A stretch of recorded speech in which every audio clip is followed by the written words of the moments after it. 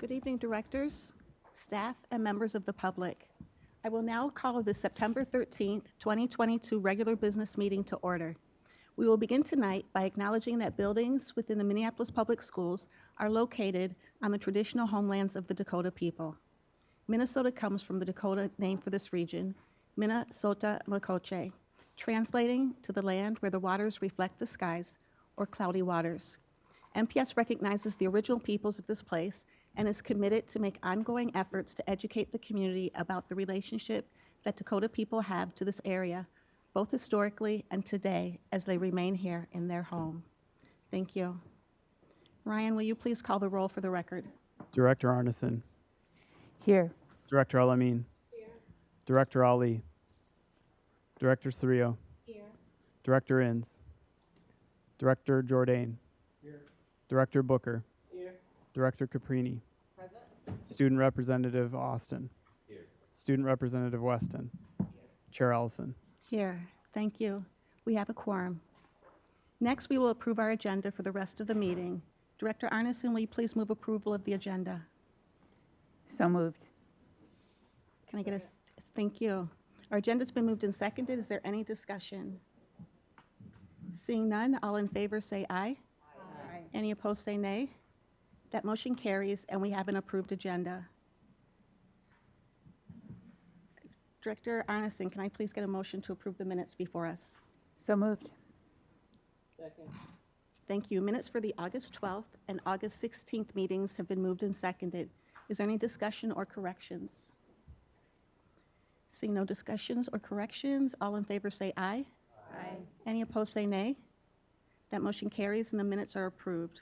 For the next item, I will turn it over to Interim Superintendent Cox to share recognition of the amazing staff working in our school front offices. Interim Superintendent Cox, please go ahead. Thank you, Chair Ellison. Tonight, it's my honor to begin the meeting by recognizing a group of MPS employees who have played a critical role in day-to-day function throughout our school year, but particularly during the first few weeks of school, and that is the front office staff. During my visits to school,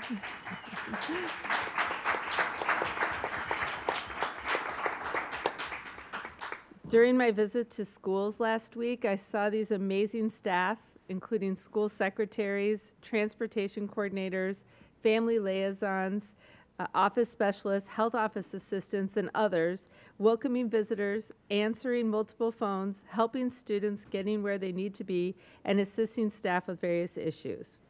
One thing I've been experiencing and hearing frequently from our principal is our schools would not be able to operate without our front office team. And it's absolutely true. I really can't say how much it means to enter a school building and be greeted with a smile and a "how can I help you," even as I know there are many calls and emails that are flooding in.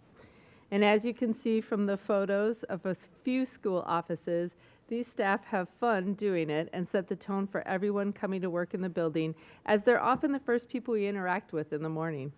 So I would like to extend my sincerest gratitude to all those staff who work in the front office. You may have brief interactions with dozens and dozens of people each day, but your assistance and skill during those moments is often just a bit of help a parent or visitor needs. You have such an important impact on the climate of our schools. We see you and appreciate you and your professionalism. Thank you so much, and thanks for letting me have this kind of special recognition this week as we finish up and start our second week of school. Back to you, Chair Ellison. Thank you so much. On behalf of the school board, thank you so much for your diligent and professional care for all MPS students, families, and staff. Could you please join me in another round of applause for these wonderful employees?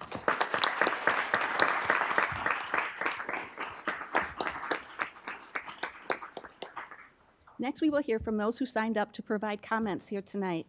As staff projects the speaker list and our first speaker comes to the podium, I'll remind us of all the public comment guidelines. Our goal here is to hear from those who have signed up in a fair and a respectful way. To do this, we are asking each commenter to begin by stating their name and relationship to Minneapolis Public Schools. Keep comments within the 2-minute limit, or 4 minutes if using an interpreter. Do not mention identifiable information about individual staff members or students, and do not use profanity, insults, or threats. If these guidelines cannot be followed, I will provide a warning, and then if needed, I will turn off the microphone and end your comment time.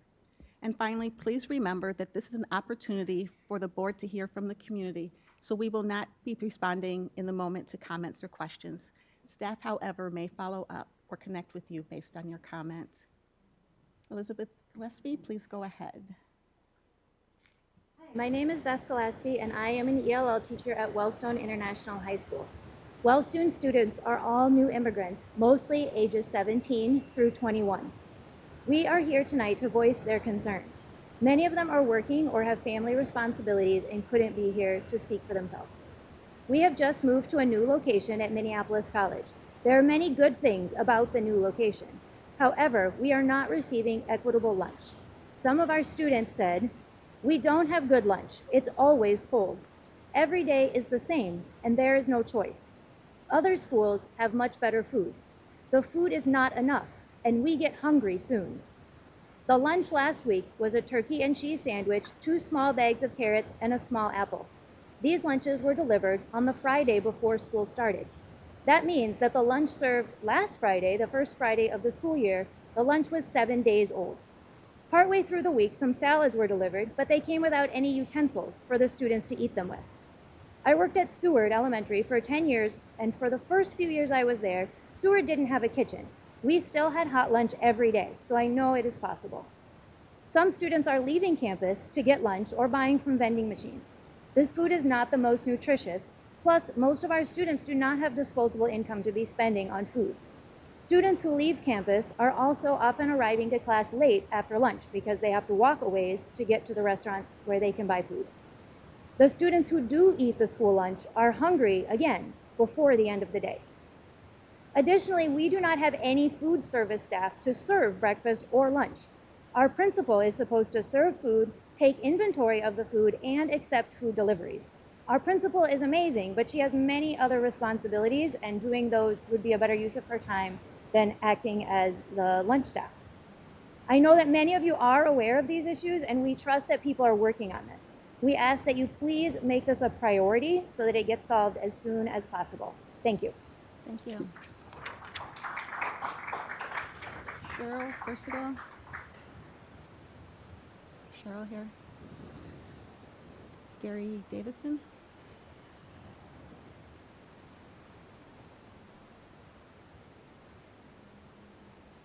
Gary Marvin Davison, New Salem Educational Initiative, just a few blocks from the Davis Center, teaching students who the Minneapolis Public Schools has abused for many decades.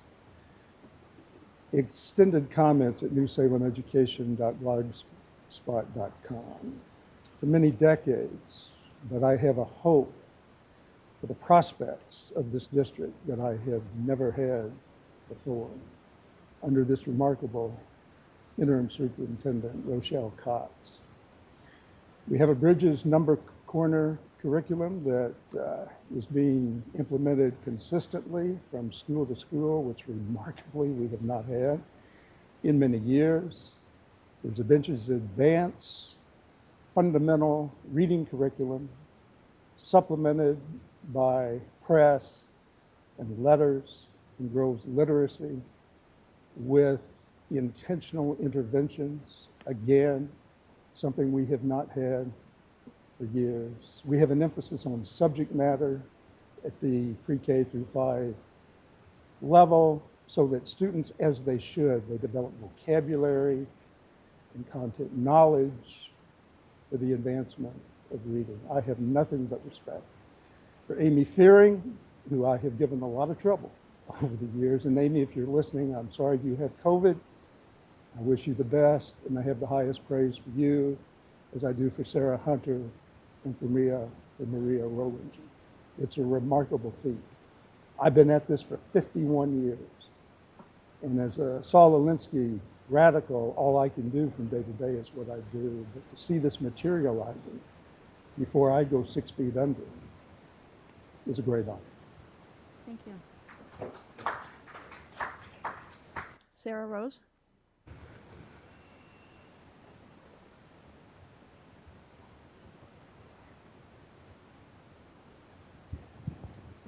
Hello, my name is Sarah Rose. I'm also a teacher at Wellstone International High School, and I would like to give my spot to one of our students, Christian Sanchez.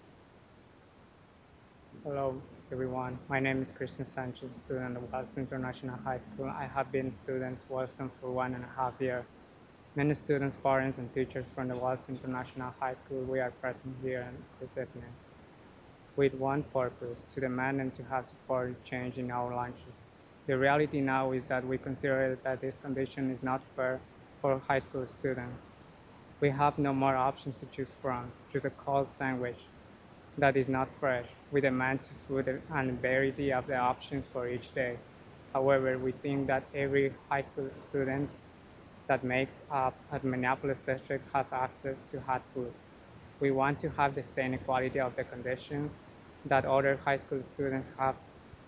We hope that our requests are considered to change the situation that affects the nutrition of all students. Thank you. Emma Johnson?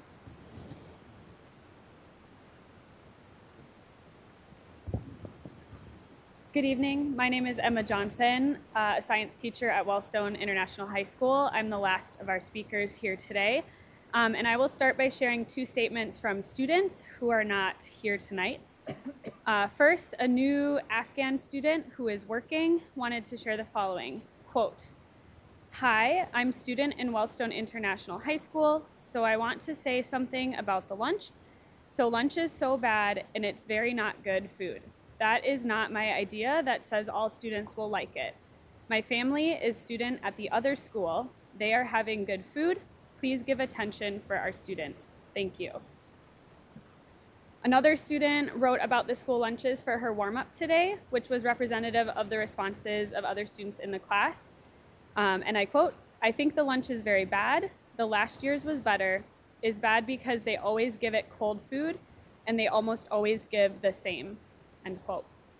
As a teacher new to Wellstone, I'm incredibly disheartened to see the inequities across the district.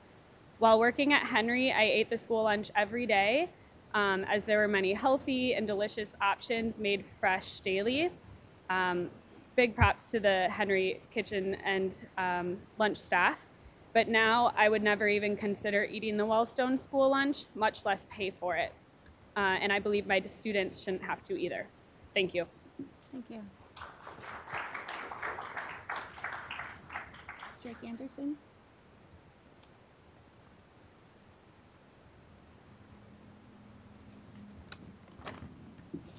Hi, my name is Jake. My name is Jake Anderson. I'm a special education teacher at Transition Plus, and I've been in this district for 9.5 years.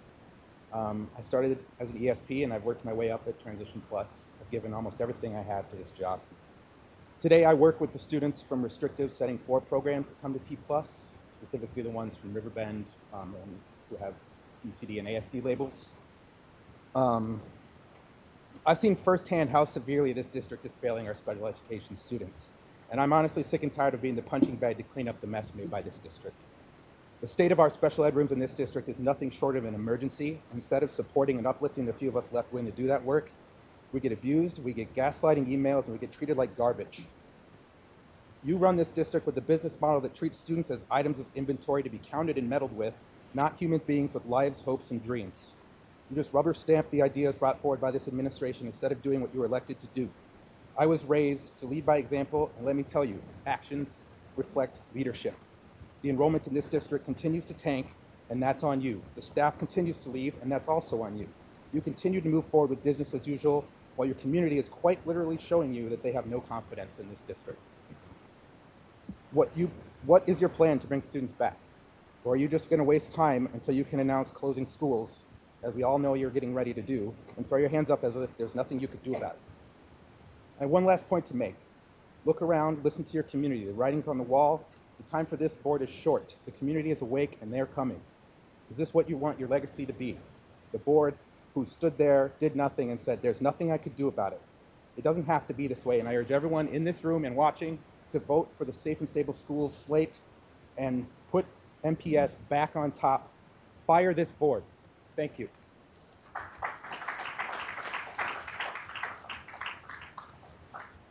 Thank you, David. Good evening, Chair Ellison, Interim Superintendent Cox, Minneapolis School Board. My name is David Weingartner, a current Minneapolis public school parent. 2 years ago, along with other parents, we created Minneapolis Academics Advocacy Group as a way to foster a public forum to identify how we can better support educators, students, and building leaders in order to improve academic outcomes for students in Minneapolis. Our Facebook group has close to 600 members. Our early focus has been on foundational literacy. Through this advocacy, we've had the opportunity to speak with educators and parents across the district, community partners such as Groves, dyslexia advocates, our Commissioner of Education regarding the state's literacy plan. We've had the opportunity to testify before the House and Senate Education Committee. I want to thank Dr. Fearing and her team leading this work at the district. I also want to thank the educators and principals who are investing their time and honing their practice to better educate our children.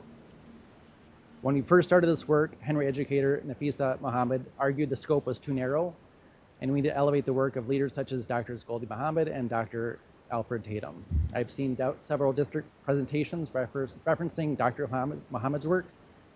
Dr. Tatum's most recent book, Teaching Black Boys in Elementary Grades, calls for dramatic shifts in instructional practices to move students towards advanced reading and writing through multidisciplinary and high-volume reading and writing of select texts. In Minnesota, only 4% of Black students reach advanced proficiency levels for the NAP reading assessment. As a long-term site council parent who's tried to add science to our school improvement plan, Dr. Tatum's calls for giving children the tools to not only pursue social justice, but scientific justice resonated with me. The next committee of the whole meeting is a discussion on culturally engaging curriculum. I'm advocating that Dr. Tatum's work be a part of that or future discussions. Thank you. Thank you. Colin Beachy?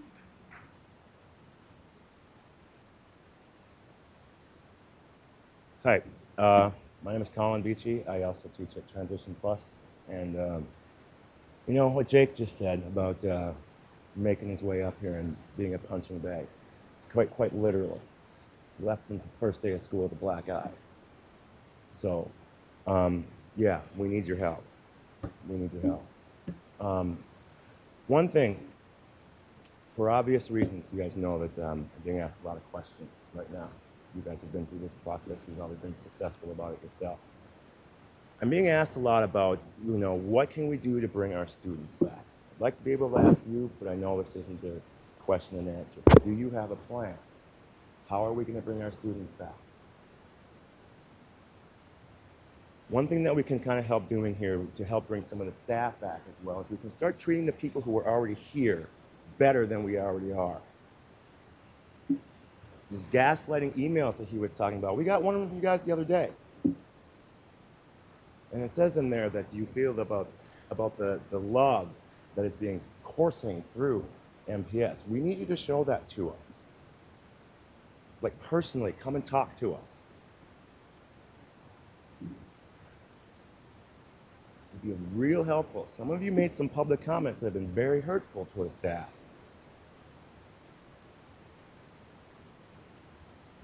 We need you to stop moving principals around when they are abusing people. They have fallen into this culture that we have here that is misogynistic. I have staff members who have been sexually harassed, and all we've done is walk the principal out the door and right into another school. He's now somebody else's problem, but we don't feel good about that. We need you to start taking better care of your staff.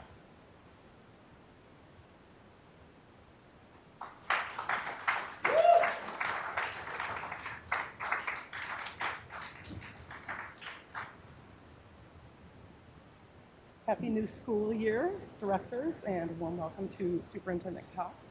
I am Tiffany Doherty. I'm a teacher at Ann Watton. And I'm Laura Hauser, a special education teacher also at Ann Watton. We are here to speak to you about the crisis that Minneapolis Public Schools is facing. In March, we went on strike for safe and stable schools so that our students can receive the high-quality education they deserve. We are steadfast in our determination to make improvements to our schools and our profession, but we can't do it alone. What the district has been doing on its own is not working.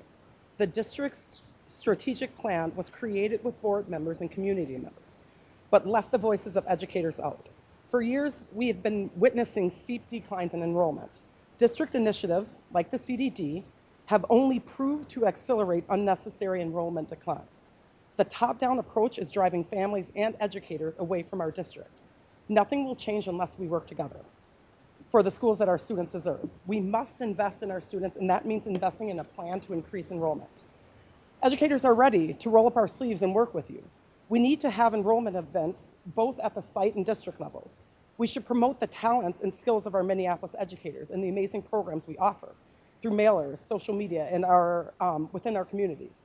There needs to be conversations and collaboration with our families. We must invest in our schools that are closest to charter schools so that we can drive out charters and protect public education. At Ann Watton, we have classes that work in our community garden, which often supplies fresh produce that is served in our cafeteria. We have special education classes that are co-taught so that our students with IEPs access grade level content while focusing on their IEP goals. We offer band, foreign language, and visual arts, and more. All of this should be aggressively promoted throughout our communities. And all of this can be done if we work together and are proactive in our defense in public education in Minneapolis Public Schools. Thank you.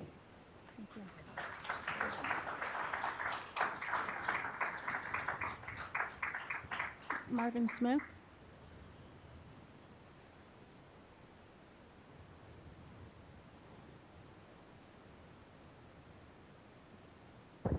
Hello. Hello. My name is Marvin Smith, and I'm president of Bogart Construction, and I'm also president of the National Association of Minority Contractors.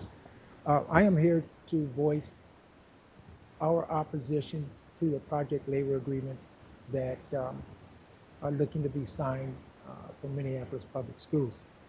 We are in opposition to that because when we talk about diversity, project labor agreements totally defeat the ideal of diversity. It's a bad ideal because we can't, or our kids will not be able to see black contractors in their midst working in public schools. It's a bad ideal because as a small minority company, I can't hire black kids, Latino kids, Asian kids, kids from the BIPOC community if I'm union. And when we look at how it is we're going to change the culture and the landscape of this community, we have to understand that one of the things we have to do is provide opportunity. And so when you remove the opportunity for us small companies to work in public schools, you defeat that whole ideal. And I want to be clear, we are not anti-union, we are pro-work.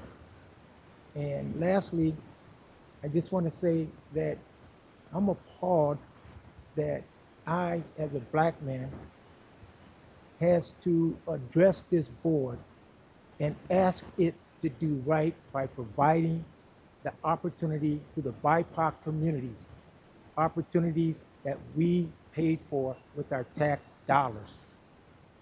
Thank you. Thank you. TT.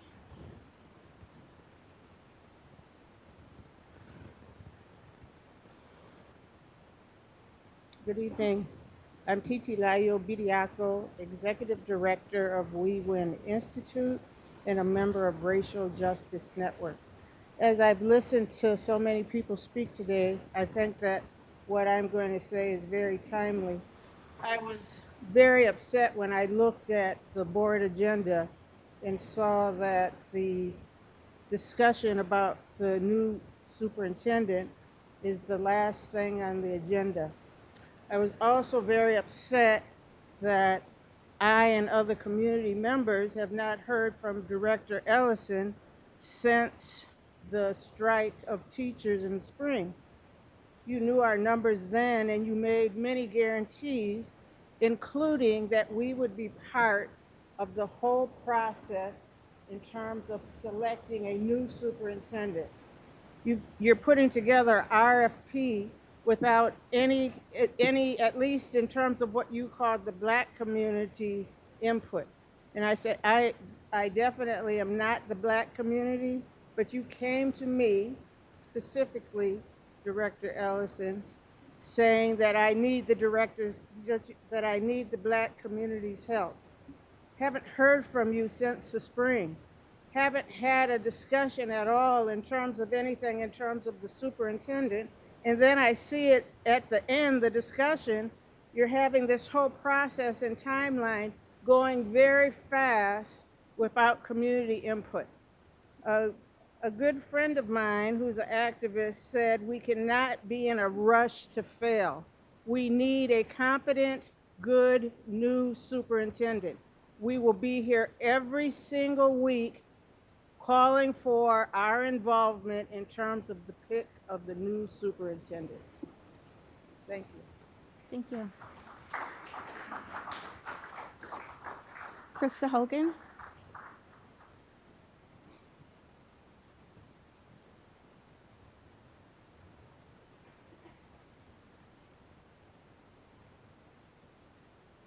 Hello, my name is Krista Hogan, and I am here again as part of the Racial Justice Network, as well as a member of the community.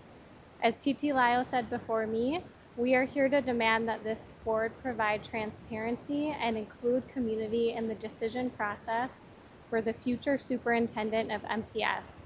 If you want to attract a new, innovative, courageous, and effective leader who can turn this district around, you need a search process that includes community every step of the way. The community has barely heard anything outside of the high-level search process slides added to this meeting's deck, even though this board promised that community would be very involved in the process. How will community be involved in designing the engagement process? How will you ensure the community engagement process is equitable, thorough, and accessible? Who are you accountable to? How will you make this process transparent? We need you to rebuild trust with families in the MPS district, and we need you to find a strong leader who will focus on implementing policies that actually make sure that all students get the education they deserve. Thank you. Thank you. Nafisa Muhammad.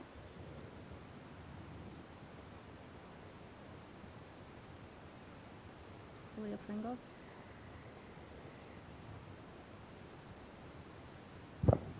Good evening, Board Chair, Interim Superintendent, Board of Directors. My name is Kulia Pringle, and I'm the Minnesota State Director of the National Parents Union.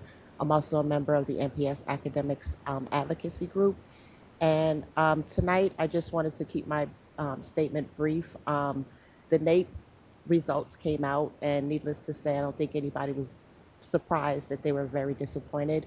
We haven't seen the MCA or the disciplinary data for MPS yet, but we could all probably guess that the disparities exist and persist. Those who were on the ground before are probably under the ground now, and I hope this district plans to come up with a plan for learning loss. And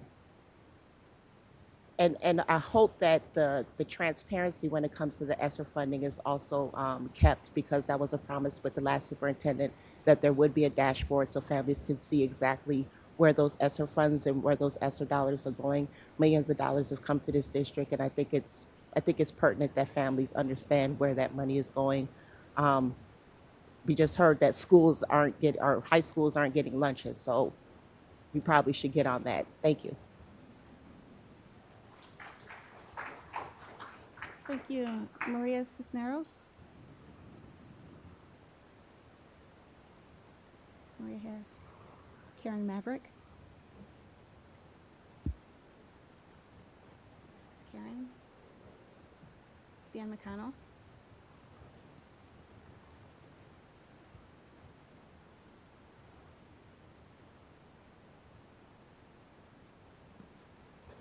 Thank you, Madam Chair, members of the board. Dan McConnell, I'm the business manager of the Minneapolis Building Trades Council, and I'm here to speak in favor of the new PLA that was up for approval tonight. I just want to highlight some of the changes that we've made to the agreement. The current agreement was signed in 2004, so well due for review. We've been asking for that for a while, and I'm pleased that we've gotten there.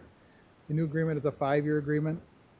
It raises the threshold for projects that are covered from $0 now. Currently, every construction dollar spent by the district is under the PLA.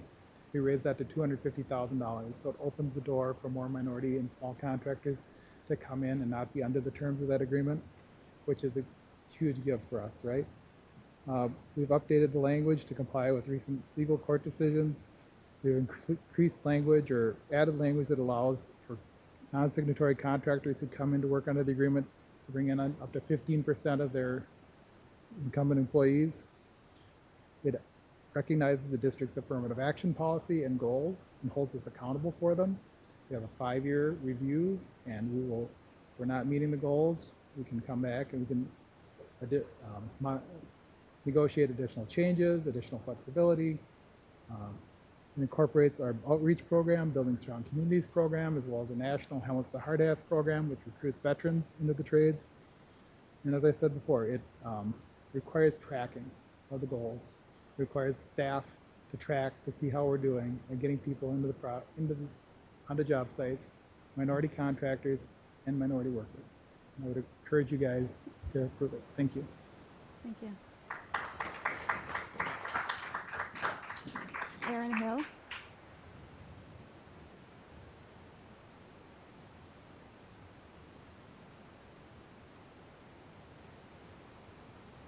Aaron, thank you. Hi, my name's Adam Hutchins. Aaron couldn't be here today, but he did send an email to everybody on the board and was hoping that you go ahead and read it. My own statements, if you don't mind, if you indulge me. Hello and thank you to the board members for hearing us tonight. My name is Adam Hutchins. Minneapolis resident my whole life. I'm actually a North High alum, product of Minneapolis Public Schools. I'd like to voice my support of the use of a project labor agreement on the Minneapolis Public Schools projects.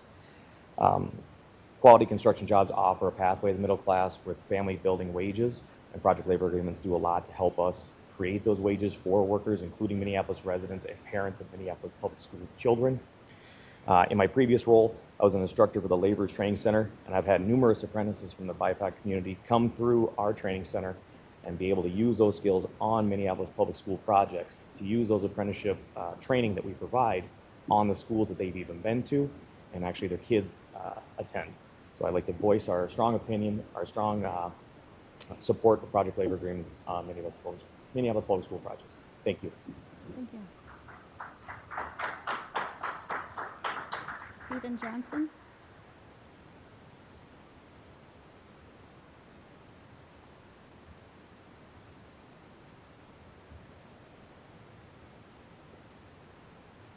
Hello, my name's Steve Johnson. I'm with Local 563 Labor Organizer. I'm in agreements with the PLAs in our school system. I just want to let you guys know that I've been in this construction for over 25 plus years.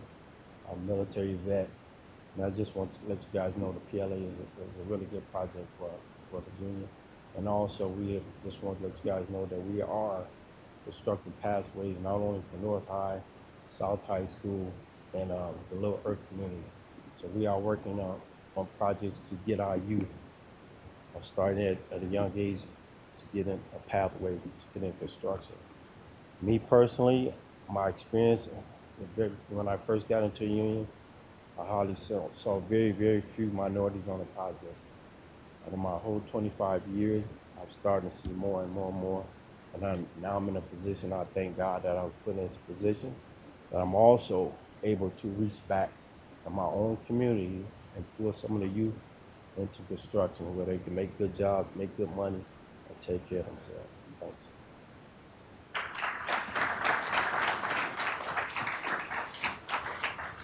Thank you. Morris Callahan.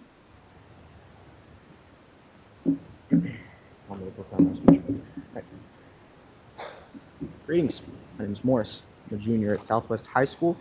And as the school year gets started, I just wanted to come up here and share why I love being a student at MPS. Obviously, I enjoy the learning part of school, as most students do. I'm a very curious person, and so it's very natural for me. But it's obviously not the only reason that I enjoy school. The main reason that I enjoy school is the teachers and the staff and my friends that are all around me, and how much they care about my education. And so I wanted to talk about a few things surrounding that. When my teachers and ESPs went on strike in March, it was crystal clear why they were doing this. They were trying to improve our schools. They know that if students don't have relationships with those who are educating them, they can't be educated. They know that if there are 50 students in my class, I cannot learn and I cannot get the education that I deserve. And they know that if they cannot afford to work at MPS schools, that means more instability for us as students. I've had multiple teachers in the past year who made my classrooms absolutely joyful whom you cut. There used to be 2 choir teachers at my school, now we only have 1, and you cut his position from full-time to part-time. You expect him to do so much more with so much less, and it appalls me. My favorite history teacher in my school was cut because of irresponsible budgeting and the attempt at punishing all of us after the strike. Need I remind you that there are plenty of positions, not just in my school, but across the district, of people who are not working directly with students that very easily could have been cut instead.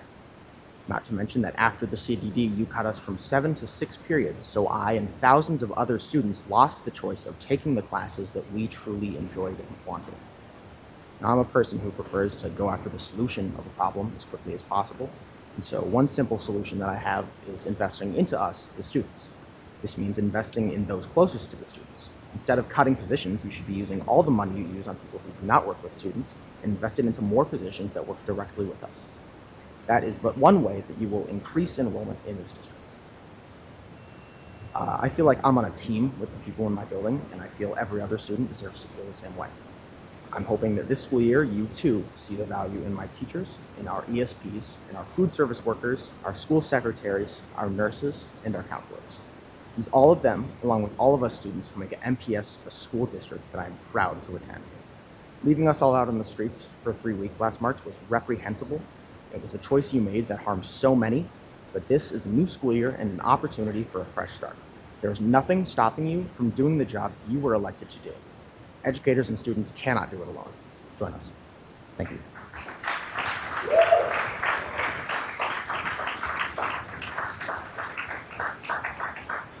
Thank you. Carrie Jo? Good evening, Chair and Directors. I received an email lately asking the ones who are running for the positions to come and be onboarded early before January 2nd because they have to hit the ground running. As early as September 20th to come in and start, getting trained on how to be a board member. And that's even before we've even won September, October. And the thing is that that's because we're going to have to close so many schools, right? And I think it was really, really greedy and just wrong of you guys not to close schools, but wait till we come on. So we have to close a whole bunch of schools at once when you could have closed schools and kept the arts, right? You could have put teachers in other schools where there's short teachers, and it could have looked so much different than what it looks like right now. To have that opportunity to do that, I didn't even want to say, like, I told you so, because I voted no, but I just wanted to say that we have to do more, and on your next journey, we have to wonder why some kids are doing new math and why some kids are doing regular math or Singapore math. We have to wonder why some kids are doing structured reading when some kids are doing balanced reading. Balanced reading does not work. They have proven that time and time again. Structured reading with phonics, okay? We have to take those things into consideration. And so when we get on, we're gonna have to close a lot of schools because you guys weren't strong enough, weren't brave enough to go through and help clean up some of the mess that you made by pushing through and not stopping and listening to the community. They said, don't do it. And so it might not be me, but it's going to be someone else. And that just really was wrong to put on them.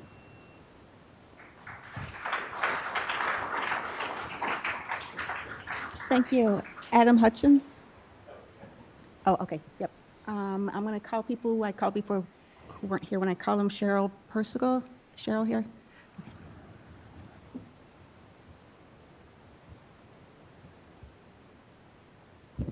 Good evening. I'm a member of the Racial Justice Network and a parent of South High alumni and a member of the South High Site Council. I'm here to provide comment about the superintendent search process that you'll be discussing later this evening. Thank you for taking the first step in starting this concretely. However, I have many concerns, many of which have already been voiced by my colleagues. First, I'm very concerned that despite the promises to involve community And when I say community, I'm thinking families, teachers, staff, other stakeholders who have high stakes in this game, that they have not been made aware that you were coming to this place of talking about a plan tonight, that no one saw it in advance, that there was no effort to intentionally invite community to help you design the process. There isn't a community engagement aspect to it, but what we need is for community to be involved in imagining and reimagining how this all works so that we get to the candidates and the conclusions that this community so desperately needs. This cannot be business as usual. And when I look at this PowerPoint, it looks like business as usual. It looks like another wave of plans and carefully orchestrated actions that will be held tightly by the board and by the inner circle of administration and will not change the outcome. We can't afford another 1 year, 2 years, 6 years, 10 years of mediocrity in leadership in this district. We have to turn this around, and the way to do that is through community. Community is not a component of this plan, it is the solution. Thank you. Thank you. Nafisa Mohammed? Nafisa here. Maria Cisneros.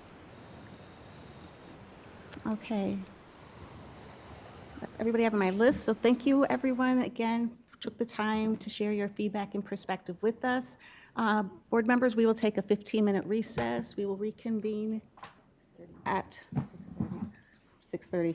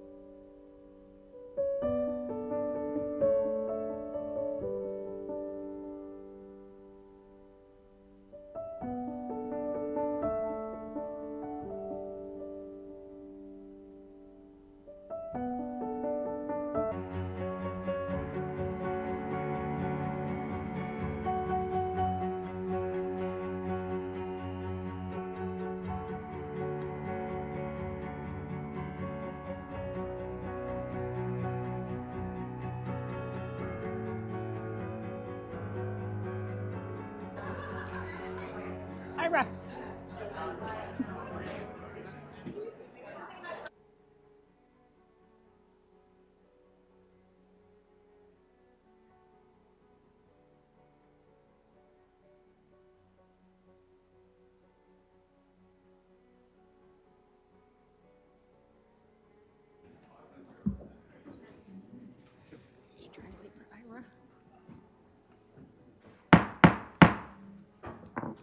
I will now call this meeting back to order and turn it over to Interim Superintendent Cox to provide any opening remarks and the superintendent's report, followed by presentations on a data update and the Equity and Diversity Impact Assessment, or EDIA, that was conducted on school fundraising. Superintendent Cox, please go ahead. Yeah, thank you, Chair Ellison, and good evening, directors, student representatives, colleagues, and those joining us here and online. I have to start tonight's meeting with gratitude and excitement. Thank you to all the students and our families and our staff members who made our first week back at school a success. As I wrote in an email to staff, while this time of year is always such a happy time as we reunite after summer, this year's first weeks felt especially joyful. It felt like we had a reset for our school district, and for that I'm very grateful. The support of our community partners is always critical to helping Minneapolis Public Schools meet the needs of both our staff and students, but this year we had some especially outstanding support. The Cargill Foundation donated $10,000 to each and every school within Minneapolis Public Schools and St. Paul Public Schools for a total of $1.3 million to help support teachers and schools in whatever way they see fit. The Cargill Foundation has been a long-standing MPS supporter, and we want them to know how grateful we are to them, as well as to Achieve Twin Cities and their help and facilitation in that also. We were also overwhelmed by the generosity of individuals, community groups, and corporate groups who donated school supplies to MPS this year. Our largest donation this year was from the United Way, which donated a total of 9,864 backpacks to Minneapolis Public Schools. We continue to receive donations into September and are working quickly to get those donations to schools. Some 200 backpacks were given away in the first half hour of our recent Early Learner Celebration, held at the end of August to welcome our littlest learners to the school district. We were so glad to welcome nearly 700 children and families who came to our Mona Moody grounds for food, music, fun, and games. Thank you also to our MPS early childhood staff who helped us host this year's wonderful event. We hope to see everyone next year, as this event was such a success.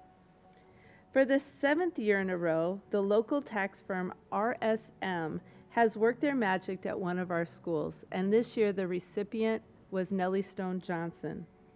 I was there to witness the hundreds of RSM volunteers who worked at Nellie Stone Johnson to complete indoor and outdoor projects like creating a new outdoor classroom space, packing school supplies for all NSJ students, painting small indoor murals, and helping teachers set up their classrooms.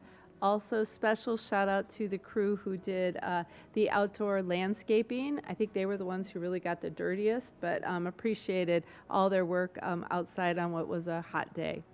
RSM's donation to MPS schools over the past 6 years has totaled more than $500,000. Thank you from the bottom of our hearts, RSM. I was also thrilled to attend our recent ribbon cutting ceremony for Wellstone International, which now occupies the 3rd floor of COP building at Minneapolis Community and Technical College in downtown Minneapolis.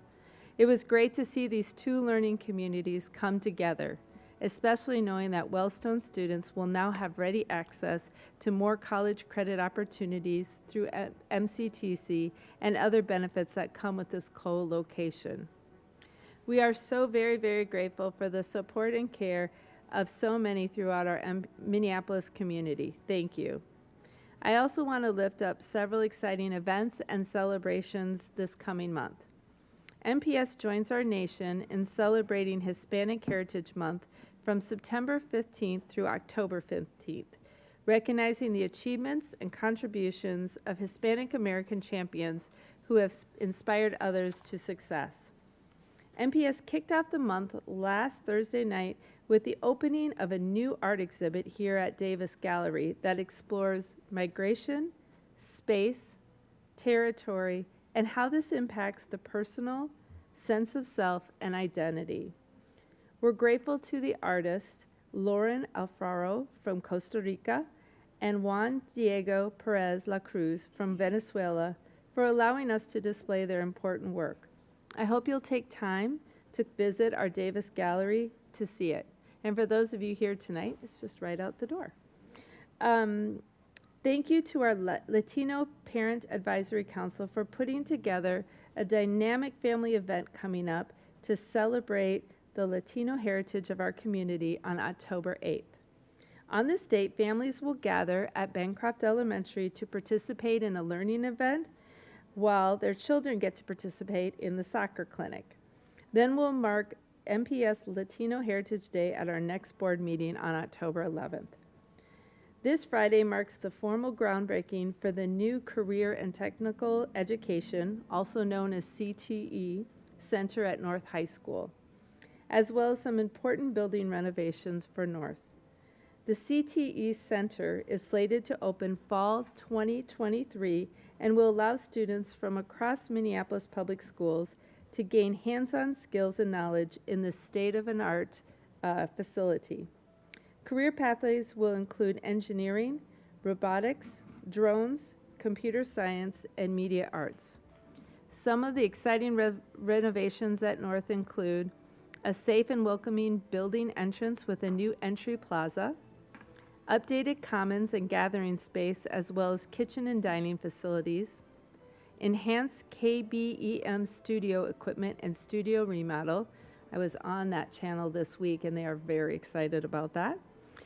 There's great excitement about this project and the investment in the community, and we look forward to celebrating the beginning of the work with community leaders this week. A few other celebrations I hope you'll be on the lookout for in September include the MPS annual Farm to School barbecue on September 21st, 4 o'clock to 6:30 p.m.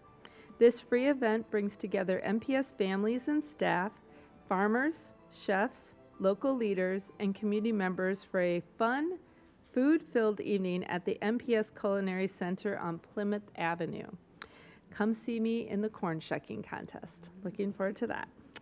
Our annual Back to School, Honoring Our Youth Powwow, happens all afternoon on September 24th at North High School, Hobbs Field. Thanks to the many community partners who helped our Indian education staff put this together. And last but not least, both Edison and Roosevelt High Schools are celebrating their centennials this year. Edison's festivities begin on September 29th with concerts and tours, followed by homecoming celebrations on Friday and an all-class reunion on Saturday. Most of Roosevelt's festivities will occur next summer. Congratulations to Edison and Roosevelt on 100 years, and thanks to all the alumni who are making these celebrations possible. Finally, I want to share a couple of quick updates for our students and families about some challenges we're working to address as we begin the school year. As you will hear a bit more in a few minutes from Senior Officer of Human Resources, MPS, like districts across the state and country, are being impacted by the labor force shortage. This is affecting nearly all parts of the district, but most directly school staffing. We are working on every possible option to ensure our students and families have fully staffed schools. If you or someone you know are interested in being part of our team MPS, please visit our website to check out the many different ways to work in public education. For those of you who have had transportation delays or difficulty reaching our staff, I'm extremely sorry. Some of this is due to the rush of trying to make sure every student has a bus stop for the first day. Tomorrow, Wednesday, the first round of route changes goes into effect, which should help improve things for the entire system. Please continue to work with your school to share changes as soon as possible, and our team will do everything they can. I also want to acknowledge the unbearable continued violence within many of our communities. It is not acceptable for a student to be afraid to go to school or play in their neighborhood. However, this is a daily reality for our students. We are working with our government partners on both short and long-term solutions to address safety concerns, as we know that not only is it a moral imperative, but it's also significantly impacting our students' education and their lives.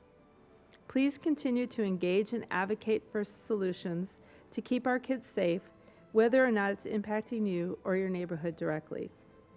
Thank you. I now have a few staff who I will invite to share a few specific updates. First up is Tyrese Cox, Executive Director of Engagement and External Relations, to provide an enrollment update. Executive Director Cox, please go ahead. Good evening, and thank you, Superintendent. Good evening, directors. I will give just a very brief update on where we are with enrollment. It is not intended to be a full picture of our enrollment to date.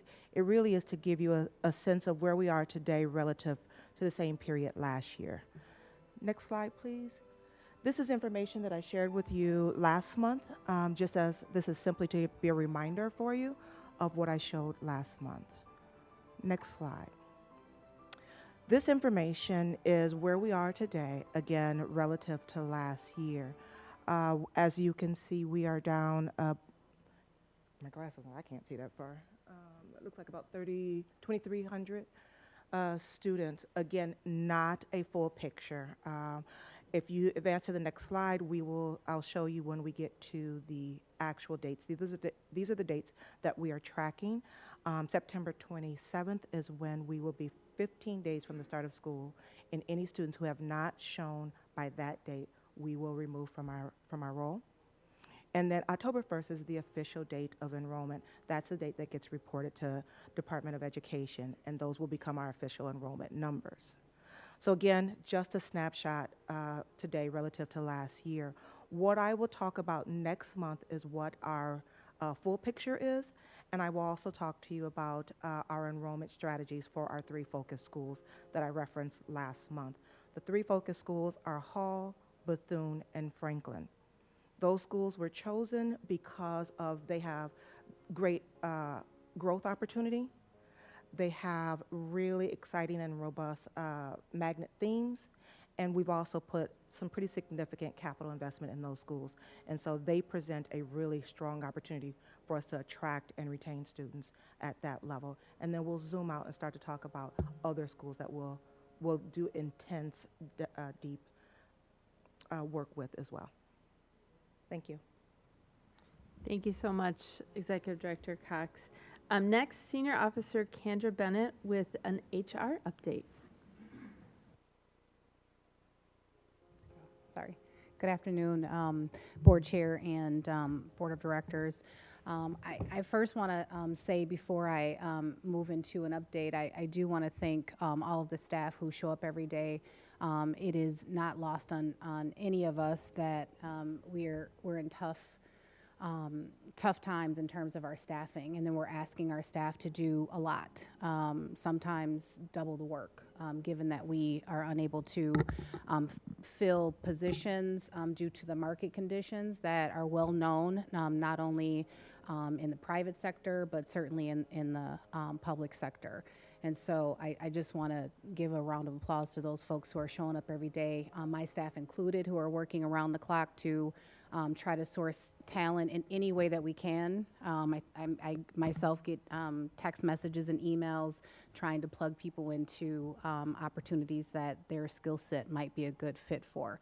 That said, we are as visible as we can possibly be given the bandwidth of the team to be in the community. We were most recently at the event Open Streets on West Broadway here this weekend. And being in the community gives us a good opportunity to sell MPS as an employer of choice, as well as to allow us an opportunity to engage with individuals to understand what their skill sets are so that we can continue to stay engaged with them when there are opportunities that align with their interest. We will also be at the event that Superintendent Cox talked about at the Nutrition Center. That is an opportunity for us to connect to individuals who might be interested in working in food service and our other positions within the community, specifically working on Plymouth, which is centrally located and on the bus line. I will say that in terms of our licensed positions, we do have a fair number of licensed positions, both classroom positions and licensed positions that are not that don't serve students specifically in the classroom all day long. And I'm speaking of nurses, counselors, social workers. We did make some much needed commitments during this last round of bargaining. However, those positions are hard to fill. While we continue to try to source talent in that way, I think we knew and understood that when we agreed to increasing supports to students, that we would have some difficulty in securing that talent. Currently, our fill rates for our subs is the highest it's been in almost a year, which I'm happy to say. It's almost 3 times what it was in the spring. So that is helpful in terms of stabilizing schools when there are a fair number of vacancies. As Tyrese said, we are focusing on sites that have a high number of vacancies. So it has pushed us into an early process of staff adjustments to ensure that we have the appropriate people and staffing number ratios at schools where there's the highest need.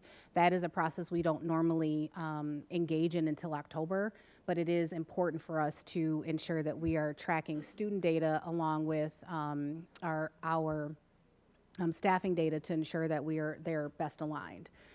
And in terms of staffing, we do continue to try to push individuals through the process. We have tried to be as creative as moving somewhat around the process just a hair to ensure that we keep our thumb on the pulse of candidates. Because it is so highly competitive, we could lose candidates in a day or two if we are not continuously engaged with them, and that does take a fair amount of time and effort, both from the hiring manager and human resources. That is about all that I have, unless there are questions from the board. Thank you, Senior Officer Bennett. Appreciate that. Next up, we have Executive Director of Strategic Initiatives, Sarah Hunter, to share an update on the strategic plan. Good evening, Chair Ellison, members of the board, Interim Superintendent Cox, and student representatives. I have the privilege of making some connections between our strategic plan and a later presentation around student data. So I wanted to highlight a couple of the pieces of our strategic plan because I'll come back to them when we start discussing our MCA data. So just a reminder of our vision. All students, regardless of their background, zip code, and individual needs, will receive an anti-racist, holistic education that builds essential knowledge to prepare students for future success. And then our commitment to achieve our vision, we will intentionally focus and prioritize resources and actions to significantly improve the experiences and outcomes of Black students, Indigenous students, students of color, and their families. Most of the update that we're going to be providing tonight in the data is related to Goal 1, but I did want to make sure that we had the goal present in the presentation this evening. And the update specific to our strategic plan in this moment. So one of the things that Interim Superintendent Cox and I have talked about is what we want to do is be very open and transparent and just in time with you all related to the work that is happening each month. So what you're seeing tonight is we've begun to pull together goal-specific groups at the senior leadership level that will be meeting weekly. They began last week. So each of the goals has a sort of subset of our cabinet team that are the folks who are content experts in the areas that are the goals and the strategies that were laid out in the strategic plan. Those groups are responsible for starting to dig into now to what degree are the conditions really in place, right? Because we had said we need the conditions in place in order for the strategies to be effective. And they're also then digging into what would it look like to make sure that we can resource and support all of the strategies that were adopted as a part of the strategic plan. So my plan is to bring those groups together. We meet weekly. They'll be reporting back to Interim Superintendent Cox and the cabinet. And then we will collectively report to you all each month and update on the work that has been moved forward. I'll offer that so I'm starting to see work happen in between meetings. So that was sort of the hope, right? That we get these groups together and then they go out and connect with various members of their communities regarding even more on the ground information about what's happening in schools. So I know Dr. Fearing isn't able to be here with us tonight, but she is at home and she's working on Goal 2's work group tonight, even though, as you may have heard, she's ill. So thank you, Dr. Fearing. And then I think I'm going to hand it back to Interim Superintendent Cox. Thank you so much. Chair Ellison, with your permission, we can continue as Executive Director Hunter will also lead the next item, the data update regarding the recent MCA and ESSA results. Thank you. Please go ahead. After this, we will pause for questions.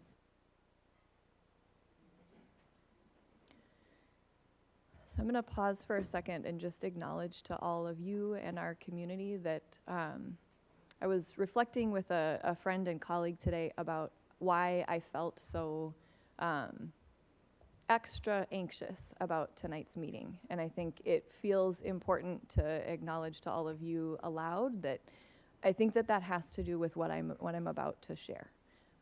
So I, as I was thinking about it, I thought, well, if I didn't feel uncomfortable, then I shouldn't belong up here, because what we're sharing tonight isn't positive in terms of our student data, and I think it's important, and Interim Superintendent Cox and I had shared conversations about this, that it's really important to be very honest about where we're at, but then we need to be able to quickly pivot to, so what's our plan to make it not this way?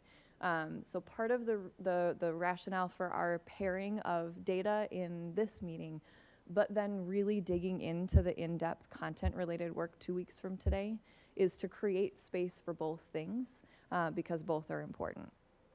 So I'm going to share big picture. Our MCA data in reading has dropped from 46% in 2021 to 42% with our most recent data from last spring. One thing that I'll share about this data set is it's the first time in 3 years that the vast majority of our students did participate in the assessment.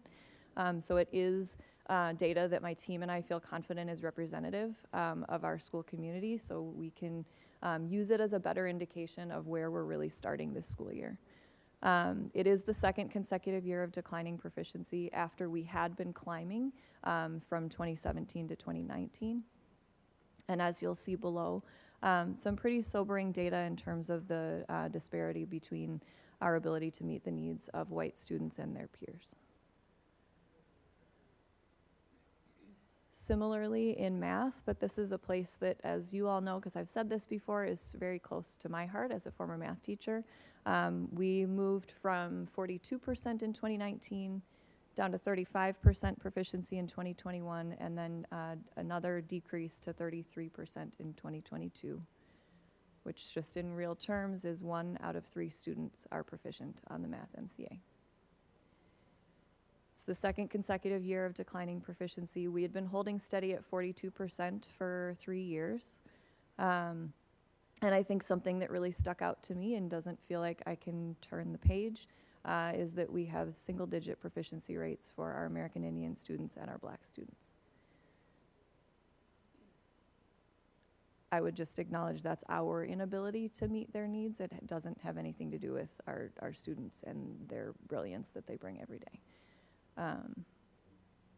I am going to get to the point where we're talking about action steps, but I wanted to give us a really clear picture of where we're starting. There's some really specific areas of concern that I wanted to name. So as I had said, really significant differences in our ability as a system to meet the needs of our white students and then their peers, who are students of color and American Indian students. That's in both reading and math. Another area that showed a sort of significance is our Asian students showed the largest decline from last year to this year, from 44% to 37% on the reading MCA. And then another area on the math assessment, students receiving EL services dropped from 10% proficient down to 4%.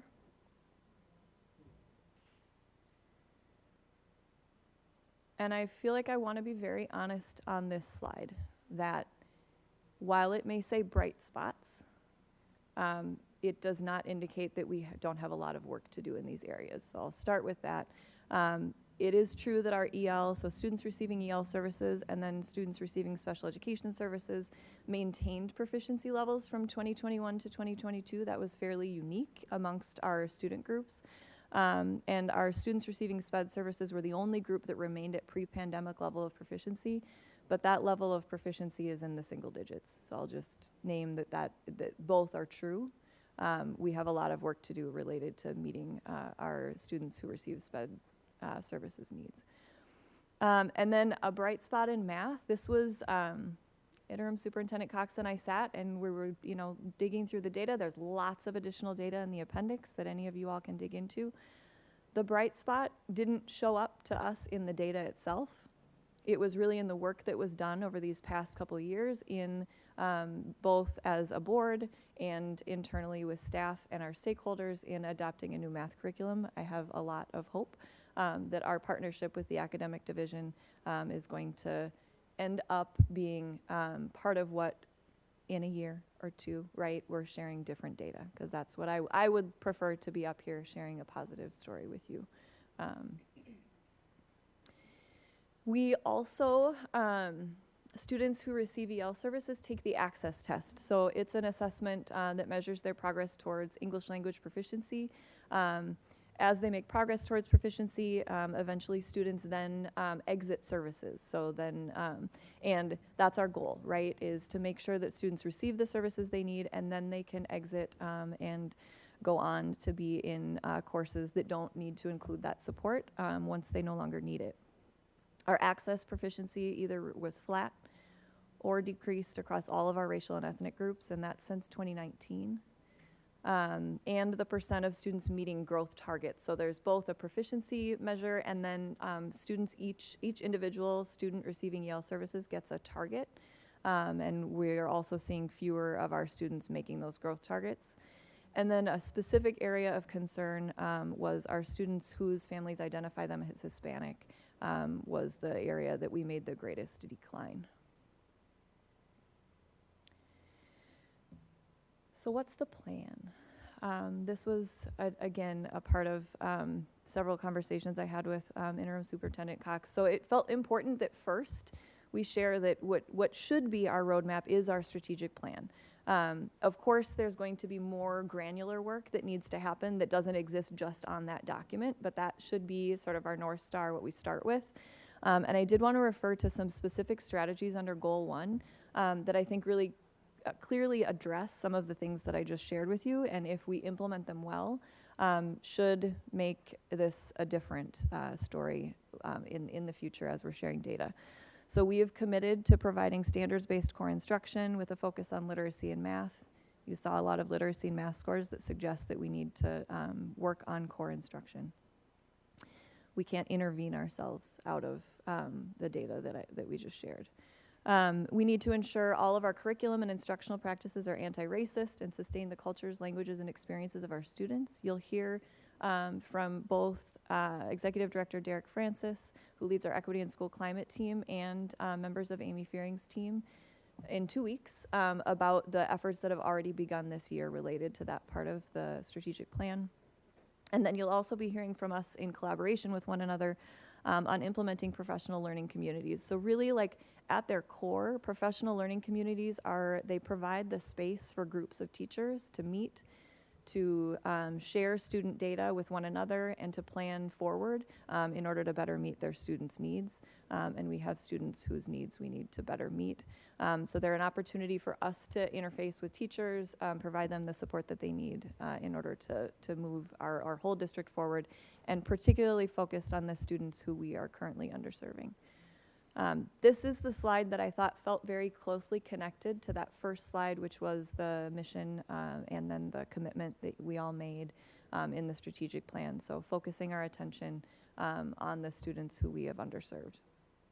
And our next step is to create the how for each of those strategies. So some of where you'll hear about that, again, is in 2 weeks from our teams. But I would just offer that if you are not hearing the how, that's when we need to be held accountable for making sure that that is the information that we're sharing with you and not just data like tonight.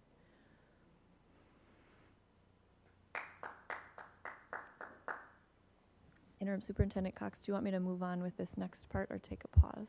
I think we'll take a pause for questions, Sarah. And I just want to say thank you to Sarah. That's not an easy presentation to give. But we're also a group of leaders who are want to stay in a space of transparency with our community. I know we're not only looking at the strategic plan, but I know many of us have spent many sleepless nights over the past weekend of thinking about what are some other courageous decision-making and strategies that we can put in place.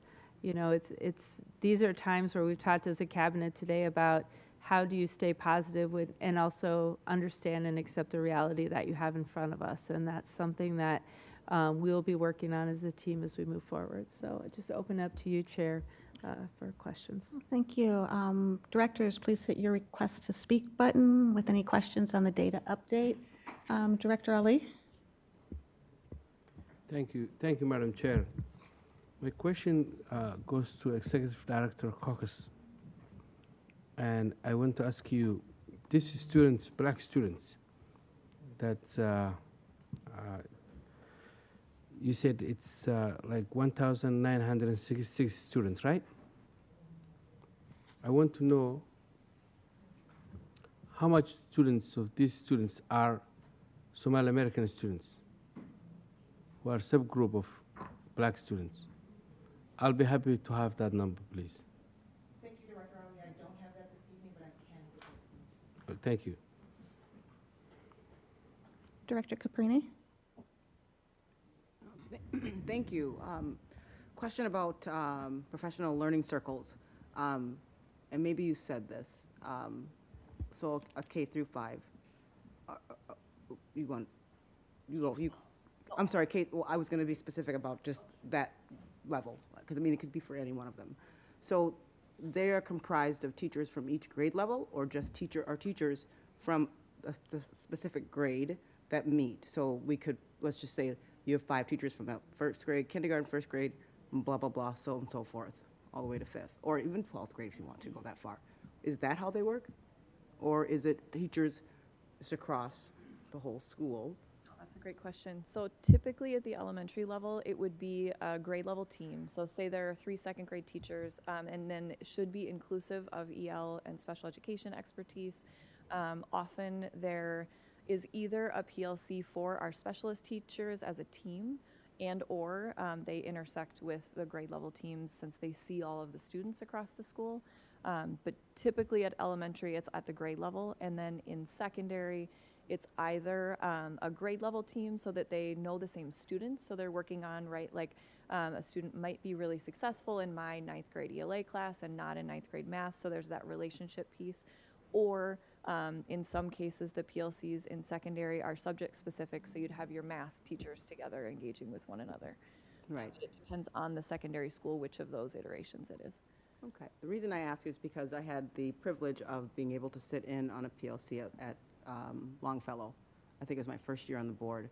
And I was amazed at not only the conversation that was occurring with teachers about specific students, but then being able to be invited back again and seeing the progress that was being made with the young women that were at the school. How can we, no, well, not we, how are you all going to hold schools accountable to ensure that those PLCs are happening? Because I say this, because I have had several conversations over the last, well, this would have been prior to stay in shelter, where there were schools that didn't do them because people didn't want to. They didn't find them valuable. And so I guess I would like to believe, obviously, that would be the responsibility of the principal to ensure that those groups are meeting. But when you have a setup where a principal's been put in the corner and things aren't happening because people just don't want it to happen, how are you going to know? Is it because, you know, it could be the data, perhaps, but even if it's the data, I still think it's important for schools to be required to make sure that those meetings are happening. I think it's a really good question, and I'm happy to be able to share that this year we have a really clear system for accountability for PLCs that is connected to the school improvement plans themselves. So within the school improvement plan, it's now in a Google Doc portal. There are tabs for each individual PLC at each site. So that a school leader, because they can't be in 18 places at once if it's one of our large comprehensive high schools, but they will then, in each PLC, there's a lead identified who is responsible for updating the notes and the data related to their team's PLC. Those are typically members of ILT. And they also will then, there's a feedback loop that I'll actually talk about a little bit later in the next section that is from PLC into ILT. So that at the instructional leadership team, there should be a feedback loop between each of those PLCs. And then I think the other thing that feels different and really positive and productive, so under Senior Officer of Schools, Dr. Harris Berry's leadership, I was not remembering her title for sure, we are partnering with the associate team. We've created a list of look-fors that include things like, and they'll be asking those questions when they're meeting with principals. You know, how are PLCs going? Do do each of the PLCs have their notes updated in the SIP portal? If not, how can we help? And then the other layer of support will be that members of the school improvement team can offer, and we're asking that they offer to principals if there are specific PLCs that maybe aren't happening at that level that we want them to be. We're offering like in-person support in those PLCs, so leaders can tap their school improvement specialist to be present and do some facilitating of some of the professional learning communities. Before you, I just want to finish up one last part. And now it went away. Oh gosh, is it going to come back? No, it is not, but when it does, I'll chime in. Yeah, I would just like to add, you know, I think in the past, we have had conversations where we say pieces like, do you want to go? Oh, no. Sure. Pieces like core instruction isn't working. We have an inverted triangle. We make generalizations about what the data looks like. And I've committed the team, and I think they're all in agreement that those broad strokes of generalizations aren't going to work for us anymore, and that we have to start being very deliberate in being able to identify where things are working and where they're not working. And that not working is accountability, but it's also a place where we offer support and maybe say, you are going to take support, because that's really what we're going to need to do to solve this problem.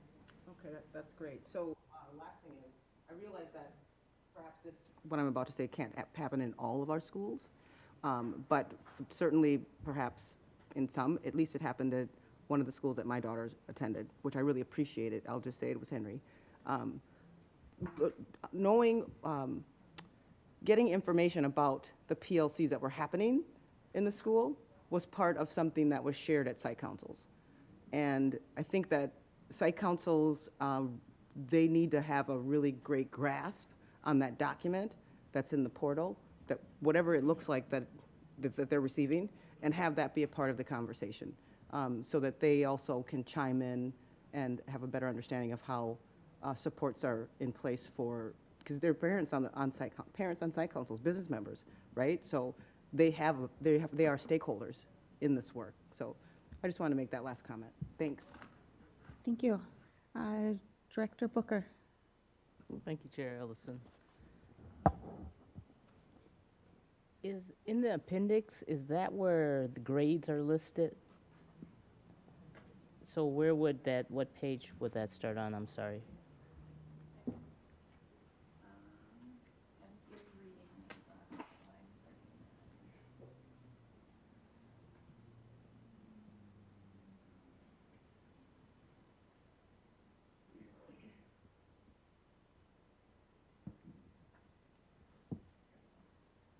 Bear with me. 26 and counting.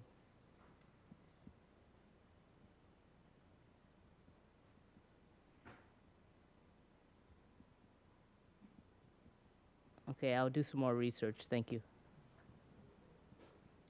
Director Jordan.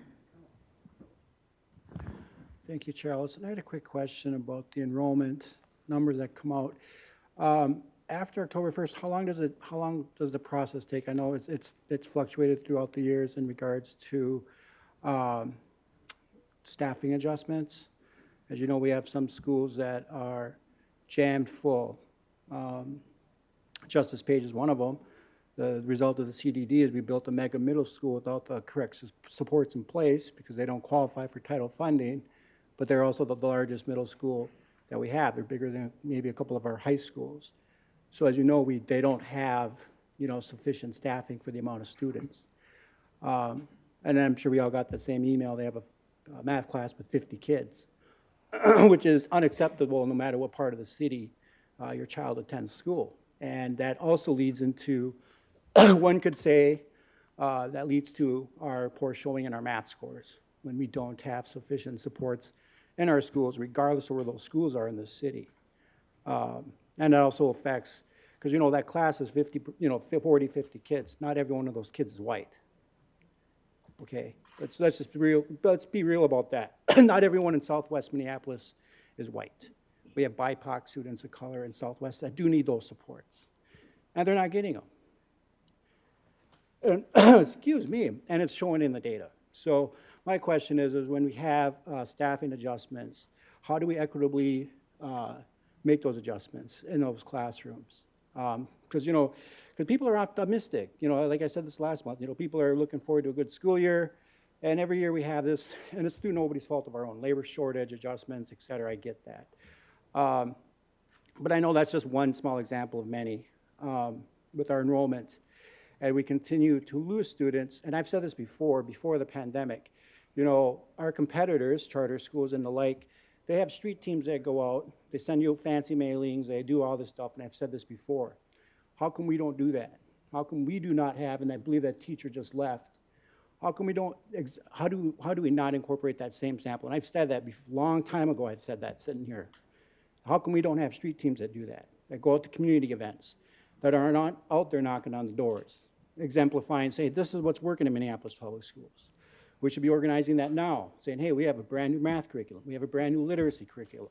We're doing this, we're doing this, we're investing here, we're investing there. But we're not doing it. And I've said that numerous times over there. Every year I get a fancy postcard from Stonebridge, which is right down the street on Lindale. I get the same thing from Ascension, et cetera, schools around where I live. We are just, now is the time to strike where the iron's hot. We have all these good things happening with our curriculum, with our development. Yeah, of course, there's always gonna be bumps in the road. That's gonna happen. With our staffing, the pandemic, et cetera. There's a laundry list of things, but we should also be highlighting the good things. And I highlighted this last month. Our literacy adoption and giving it back to the schools and letting the schools take the lead on it, that's very refreshing to hear. And I'm very proud of the people that were here last month to speak to that, the principals and whatnot, and continuing that example of having people come in and share those things. So my question, more or less, is how are we gonna bring those families back? Because the CDD was not to bring families back. The CDD was meant to stabilize the district. Stabilize was the word. It wasn't to bring families back, wasn't to increase enrollment. We've all heard the same thing. It was meant to stabilize, and that has not done that. Excuse me. But moving forward past that, what are the, I know you're working on it, and I know that can't be easy. So, that's just one thing that we could seriously do is, so I don't have to keep saying it every couple of years. Hey, how come we don't have street team? How come we're not, because it's one thing to say that, but it's also one thing to put in action. And our competitors are out there. They're running circles around us, Hiawatha or Herod, whatever. There's so many of them, I can't remember them. But point being is I know we are short-staffed. We're facing labor shortage. There's only so much hours in a day. I know that as a parent. I wish there was more than 24 hours sometimes. But the point being, and I'll end with this, is that, yes, it's not an easy job. And I know from my vantage point, it's easy to throw out ideas and see what sticks at the wall when you guys are the actual ones that have to do the work. So I do commend you for that.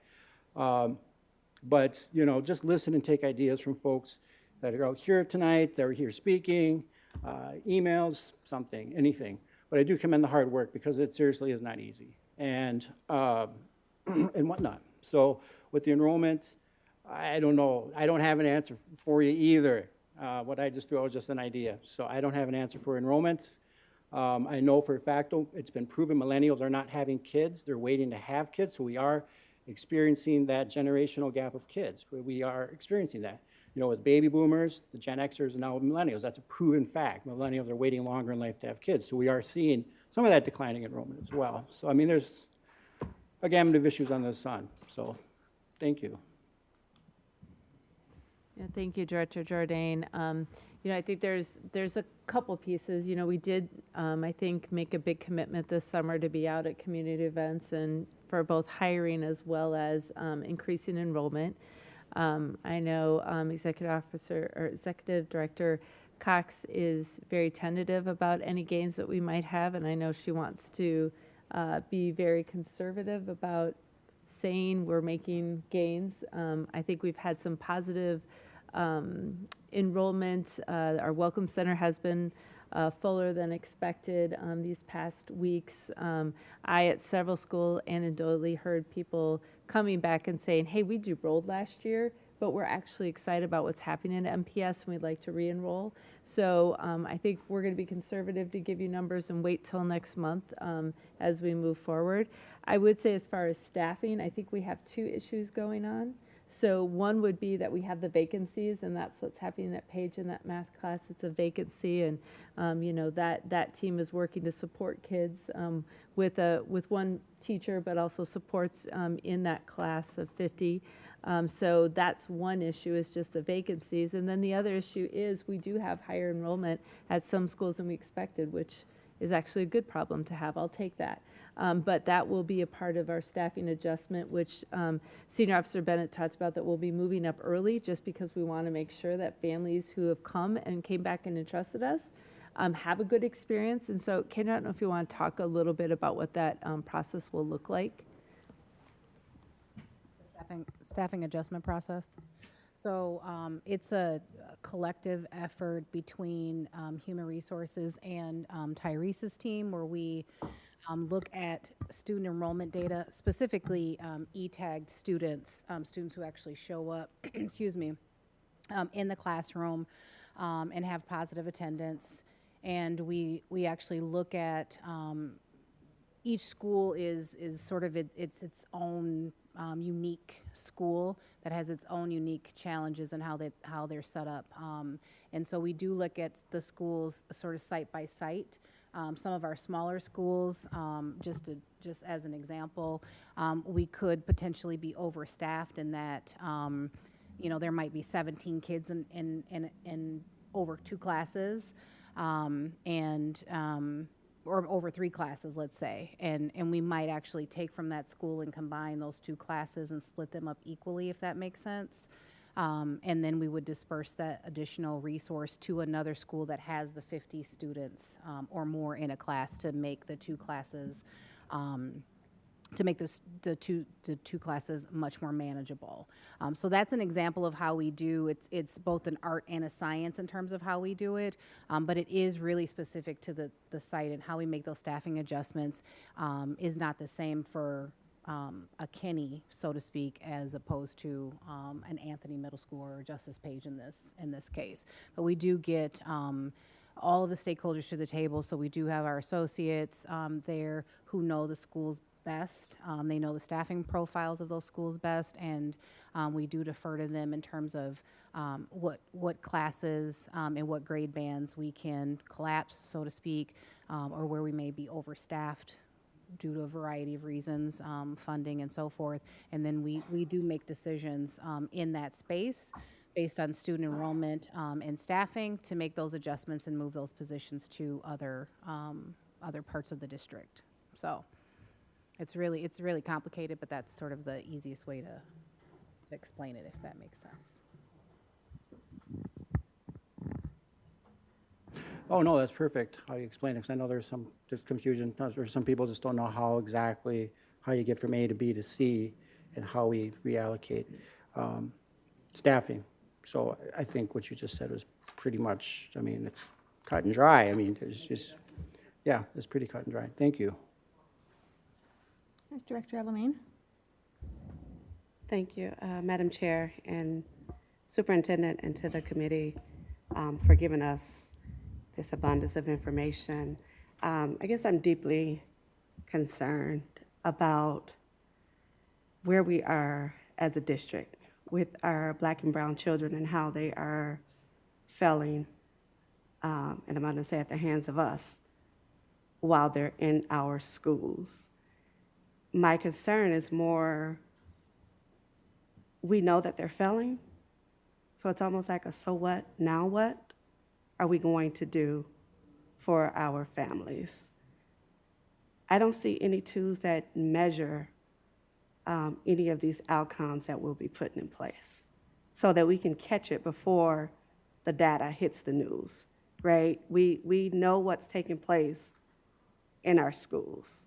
So what are we doing to, at some point, have a measuring tool in place to stop, correct, or welcome whatever it is that's working in whatever area it may be. I'm concerned about the number, the enrollment. I'm concerned about and I think we all have asked at some point for like exit interviews when our staff are leaving, what's taking place? What are we doing differently? When our families are leaving, what are we doing? What is the reason? Those are all things that, again, we have asked. And I'm just looking for more ways of how do we measure, how do we stop the bleeding instead of continually letting it bleed and continuously letting our families leave us here within the district.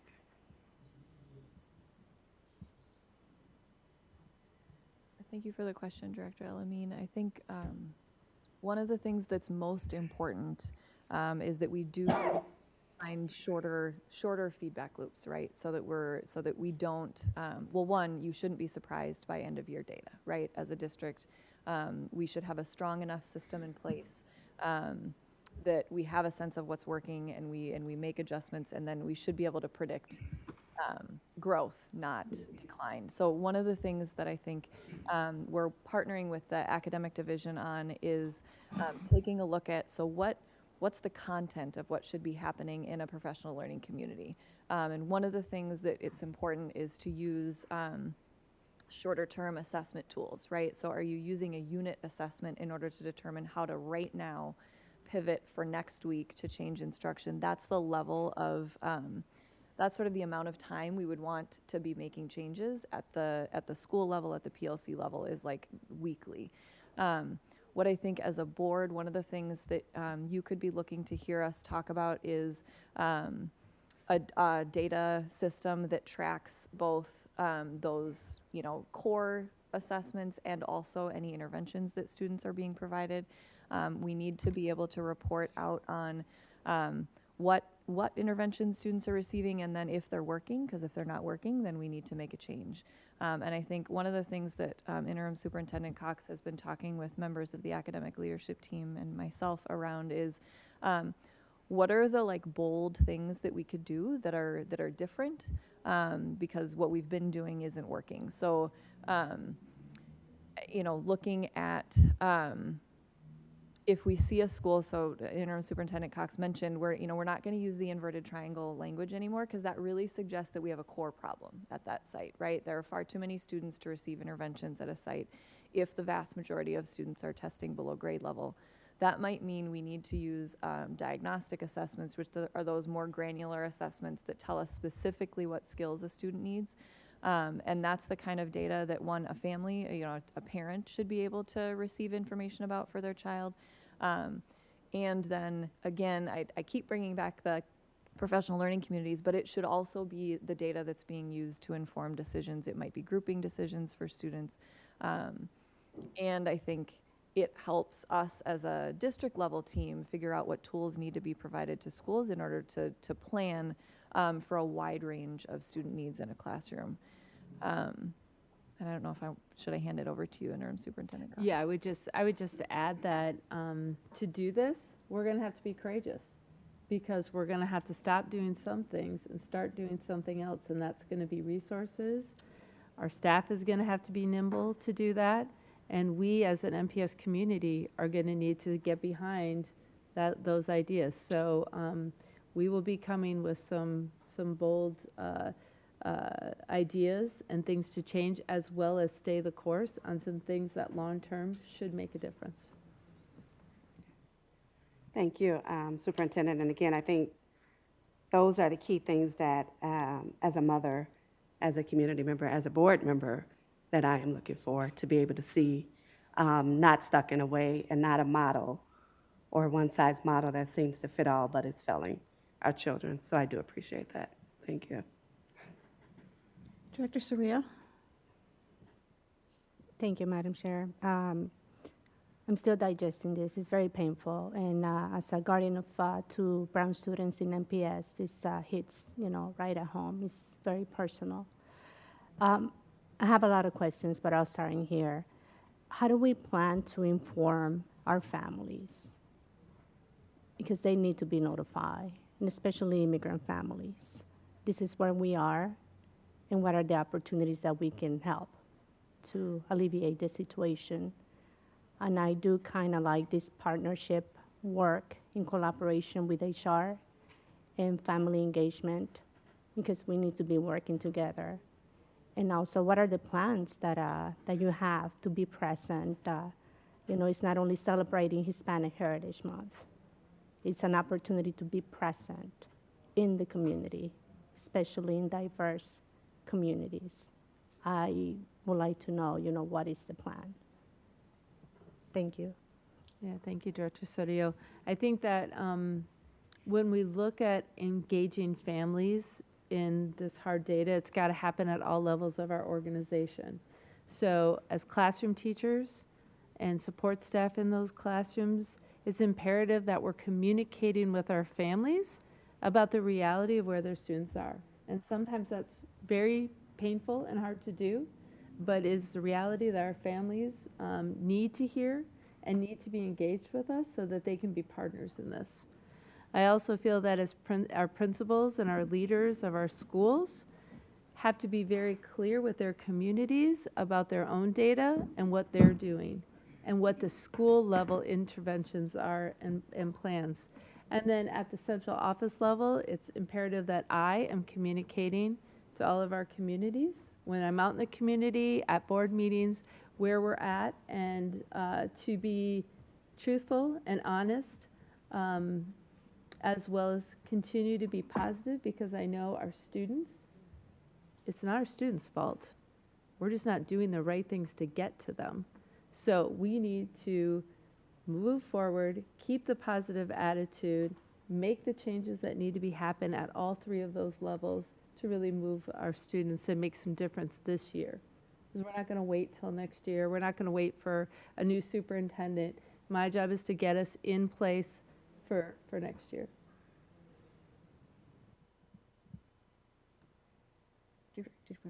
Thank you. So can you, as a guardian of a seventh grader, an ELL student, can you guide me of what I should be expecting to hear from leadership in order for me to know where my student is at? You know what I mean? I want to have more specific examples into, like, I don't know. Right, so as we move forward, our students, especially our EL students, have portfolios that should be updated to keep families engaged in the know of where their students are at. They have their goals from the access testing that they work on. I think as teachers, they should be communicating with families. We have those set periods, right? We have conferences coming up. We have report cards that we've built out so that things look different and make more, have more information for families. But it's really about that communication, right? It's that communication that, hey, I got to let you know what's going. But as a teacher, as a principal, and as a superintendent, we need to know what that data is so that we can communicate that to you in real time as we're moving forward. So tonight's the start of that. I'm modeling that for all of our principal leaders and all of our central office staff, and they will be modeling that for our teachers, that we have those real honest conversations with our families. Thank you. Director Caprini? No, thank you. I changed Okay. my mind. I meant to turn that off. Okay, that's fine. Nope, that's good. Thank you, everybody, for this presentation and this discussion. We all look forward to continue this conversation about actions we'll be taking based on these data to significantly improve outcomes for our students. So, thank you. Yeah, Chair Ellison, I'm now sorry, Sarah, I think I jumped ahead, and now we have your Every School Succeeds Ask student school identification process next. Okay. So I'm actually hopeful that some of the information that you all are looking for is in this this presentation as well. So just for a bit of background context, this year is the first year of the second cycle of ESSA identifications, sort of nationwide, but particularly in Minnesota. So the Every Student Succeeds Act is a federal law passed in 2015. It's what replaced No Child Left Behind. So we used to talk about the improvement systems that were in place under No Child Left Behind, and we'll often use ESSA as the shorthand for the support that schools are provided. Minnesota's system is also sometimes called North Star. So if you're on the MDE website, the reports say North Star. And the North Star system, Minneapolis and St. Paul Public Schools are unique across our state in that we, as two districts, we choose to receive our ESSA dollars internally so that we can actually hire staff who work for Minneapolis Public Schools and then develop strong relationships with the schools that they work with. So all of the other school districts across the state receive support from what's called Regional Centers for Excellence. So those are staff that are not on staff in their districts. So as a district, the school improvement team is the biggest portion of what we fund with our ESSA dollars is ESSA, not ESSER. So our Every Student Succeeds Act dollars, which are not tied to ESSER. We fund members of the school improvement team. They then provide targeted support to our ESSA sites. They also provide PD or professional development for principals and their school-based leadership teams. I spoke a month ago about the Leadership Institute that we put on for the district each year.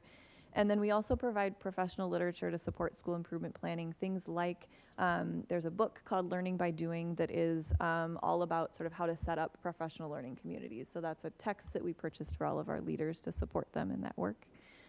And I'm going to talk just as quickly as I can through the identification process. So schools are identified for any one or multiple of these metrics. So there's an academic achievement metric that is using MCA scores. There is a progress towards English language proficiency metric that's using the access test. And then academic progress is the, as students move from one achievement level to the next. So that's our sort of proxy for growth, right? As students move from, say, does not meet to partially or partially to meets proficiency. There's a graduation rate metric for our high schools. The 4-year graduation rate is what's used for our traditional high schools. And then the 7-year grad rate is sometimes used then for credit recovery sites or the sites that we intentionally serve students above 18. And then there's a consistent attendance metric, and that is the percent of students attending 90% or more of the days they're enrolled. So combining all of those data points, and there's lots more information in the appendix, schools are then placed in one of 4 categories. So many of our students are what's called not identified. So they are not ESSA identified. We don't provide support under the ESSA dollars. The next layer is what's called continuous support, and that's a new category this year because it is a group of schools, it's a small group for us, where they were identified in the first round. And they made progress, but not quite enough to say that we should stop support. So we're sort of providing an extra round of support to those schools to make sure that they make enough progress to sort of do this work on their own. Then there's a group of targeted support and improvement schools, and that really means that they were identified based on an individual student group or multiple student groups, but it's not the entirety of their school population. And then comprehensive support and improvement schools, we provide or receive support because they were identified for their entire school. That's the highest level of support. And then schools remain in the same category for 3 years, and this is year 1. So this is our list of ESSA identified schools. I'm not going to read them. They are available to you. They're also what was reported by MDE when the identifications came out. But just for context, seeing that we have our largest number of schools in the comprehensive support and improvement category, a smaller number in targeted, and then only 6 schools in continuous support. The only note there is that Lucy Laney qualified for an individual group, but they also made a progress based on their former identification, so they're sort of in both of those groups. The other just caveats for data, the schools that have the little asterisk are, you can become comprehensive if you were identified for, say, inability to serve, let's say, American Indian students in the first round, and if you were identified again for that same subgroup. we've ratcheted up the support to comprehensive because there wasn't enough progress for that student group. And then a few of our high schools were identified based on grad rate. The graduation rate threshold is 67% or more of students graduating in 4 years. Otherwise, a school becomes comprehensive. So what next? The school improvement team is actively supporting the schools that were ESSA identified. We are right now supporting schools in, they're beginning what's called a targeted needs analysis, where they dig into the data for which they were identified. So if a school is identified for underserving a particular group of students, we want them to be digging into that data, both the data that came from the state, but also the data they have on site. So what they know about their students that's more close to home. And then use that to identify SIP goals and then strategies to, in order to improve outcomes for that group of students. And then this is where that feedback loop from some of the questions you all asked earlier comes in. Throughout the whole rest of the school year, we have ILTs, or instructional leadership teams, meeting regularly, and then they are connecting with the PLC leads, because it's really in those groups of teachers, because they are the ones who are directly impacting student outcomes, where the real work happens. So we need the folks who are doing that work to be supported by their instructional leadership teams. And then at the very end of this year, we'll do an annual reflection. We do that every year in order to plan so that moving into next school year, we don't wait all summer to plan for our school improvement plans, because it will be year 2 of a 3-year cycle. We can hit the ground running next fall, make adjustments over the summer, and the school improvement team is now 12-month employees, so they can then spend July preparing ourselves to make sure that schools have what they need when we come back in the fall. So really briefly, what support do schools receive? They get support with school improvement planning. I've already said this, so support with their instructional leadership teams. That often looks like supporting a school leader, maybe with planning, maybe with reflecting on what was in the meeting itself. I've talked about pushing into PLCs where leaders need it. And then outside of ESSA schools, all schools receive quarterly check-ins, because there are, of course, students who we have underserved in non-ESSA schools. So we need to make sure that we're keeping sort of the pulse on those students as well.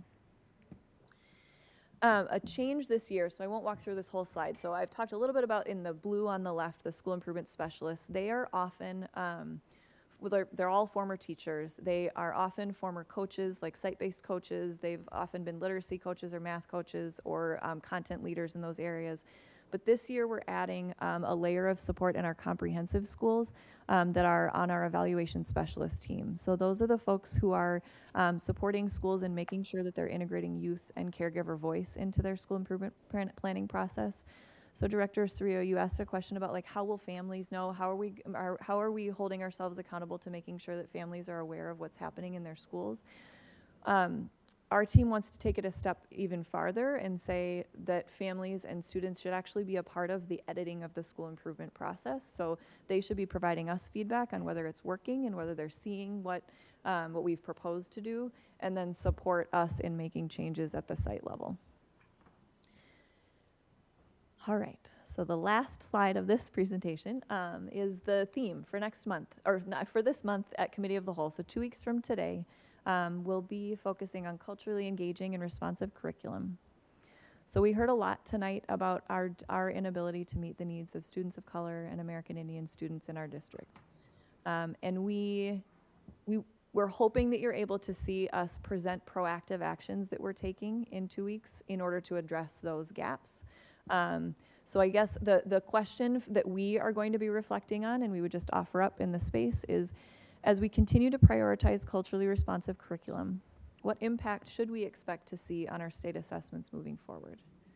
Because we want to see all of the connections between each of these buckets of work. And state assessments are one indicator. And I'll say climate and culture is an indicator, right? What you all are hearing in community is an indicator. So I will say thank you, and that's the question we'll offer for 2 weeks from tonight.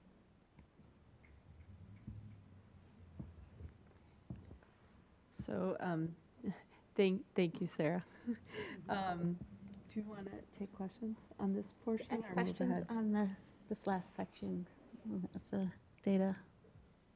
Hit your request to speak button, Director Cerrillo. Yeah, on slide 26, can you share a little bit more about the school improvement specialist? I'm just like not really thoroughly understanding. And on the content and leadership development, like who do they coach? And how will this make a difference? And going back to Director Alamin's point, like how do we measure and or have metrics of success? Thank you, Madam Chair. Thank you for the question, Director Cerrillo. So the school improvement specialists work most directly with the school leaders, so the principals and assistant principals at a site.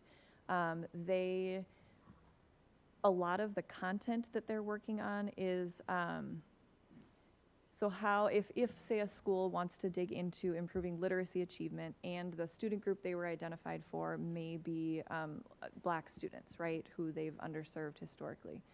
The school improvement specialist is responsible for partnering with the school leader on, so what would it look like to change that at our school? One of the things that they do at the beginning of the school year is, in partnership with the academic division, we do data dives where schools and teachers are asked to look at every child, right? So not just a few children, but take a look at every child's data from our fall screeners. Be very honest with ourselves about what work we need to do in order to either get more information about what a student knows or move forward with core instruction, with adjustments, et cetera. And I think you asked another layer of the question is like, how would we know, right, that our work is making a difference? I think we use a lot of rubrics to track our work. So we're looking to see, like for example, a few years ago, our ILTs, many of our instructional leadership teams didn't necessarily even have the structures in place in order to make decisions in those rooms. We didn't necessarily have the right people at the table. So one of the things that we measure over time is the degree to which the structures and systems are in place in order to really have those in-depth content-specific conversations at instructional leadership teams. So do you have content leadership expertise from special education, multilingual, grade level teams, et cetera, at the table? One of the metrics we use is to what degree is what ILTs are discussing related specifically to student achievement and the responses to the student achievement at the site. So sometimes we can tend to, as educators, try to fit a lot of things into every space, but really holding true that instructional leadership team time is for instruction and planning for improvements to instruction. So the like field trip and event planning has to be in a different space. So that's one of the things we've seen increase exponentially over the past 4 years is like structures and systems for ILTs. Another really tangible thing that you all should be seeing in our reports back to you this year is like literally what % of schools are implementing something like PLCs, right? So we are going to be connecting with school leaders. We've created a tracker where we're going to be reporting out both at the associate superintendent level, but also then back to you around the things, if we've said, this is where we're going to put our money, right? We're going all in on PLCs, then we have to be able to provide you with data that shows X number of schools have all of their PLCs up and running, and then mid-year, do we see any uptick in student achievement on our screeners from fall to winter? Thank you. Thank you. So we'll be talking more about culturally responsive curriculum at our committee of the whole in 2 weeks, correct? Director Arneson? Just one quick question. I'm just wondering what, if any, does the MDE or the state provide in support for schools? Just very briefly, if any. Oh, that's a great question. They don't have to provide anything because we get all our money, but they're actually intentionally offering us access to all of the professional learning that they're providing to the Regional Centers for Excellence. So like one good example, and then I'll stop, is that our entire school improvement team is attending letters training through MDE, so that's not seats that we need to take internally. So that's a good example of partnership with MDE. Great, thanks. Director Alamin? So just a question. So if I am a family whose child is failing in the schools, and I, as a parent, may not know how to help that child. What's in place for that child so that we don't continue to push them through the system? How are we going to help that family?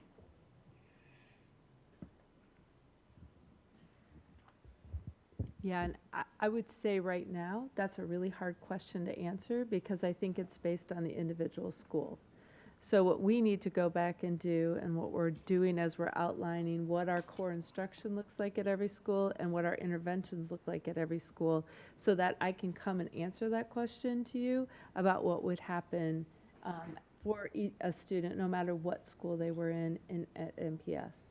So that's something we're really working on to shore up. And as we talked about before, we've got the curriculum for reading, we've got the curriculum for math that will be installed this year, and we have press as an intervention, and we have 2 ways that we're looking at the science of reading.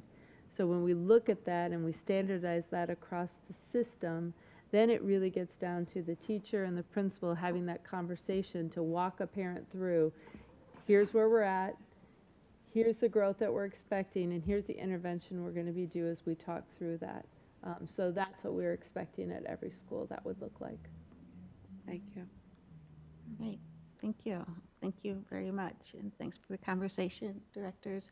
Our next item is to hear about the findings and recommendations from the Equity and Diversity Impact Assessment, or the EDIA, conducted on school fundraising. As directors will recall, this was a board-directed EDIA project topic from last summer. Interim Superintendent Cox, please go ahead and introduce this presentation. Thank you, Chair Ellison.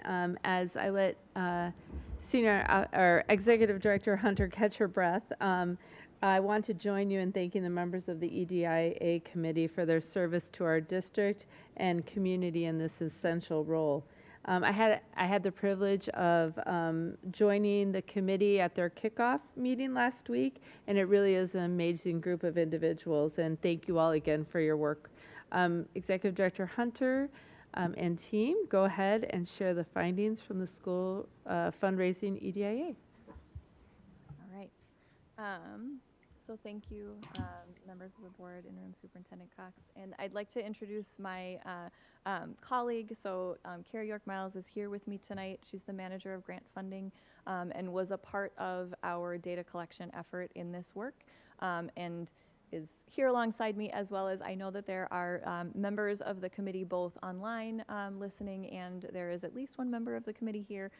So thank you, Michael Luceni, for being here with us this evening. And I know the staff team is also online for support, so if there are questions at the end, we're all here and available to answer them. Brian.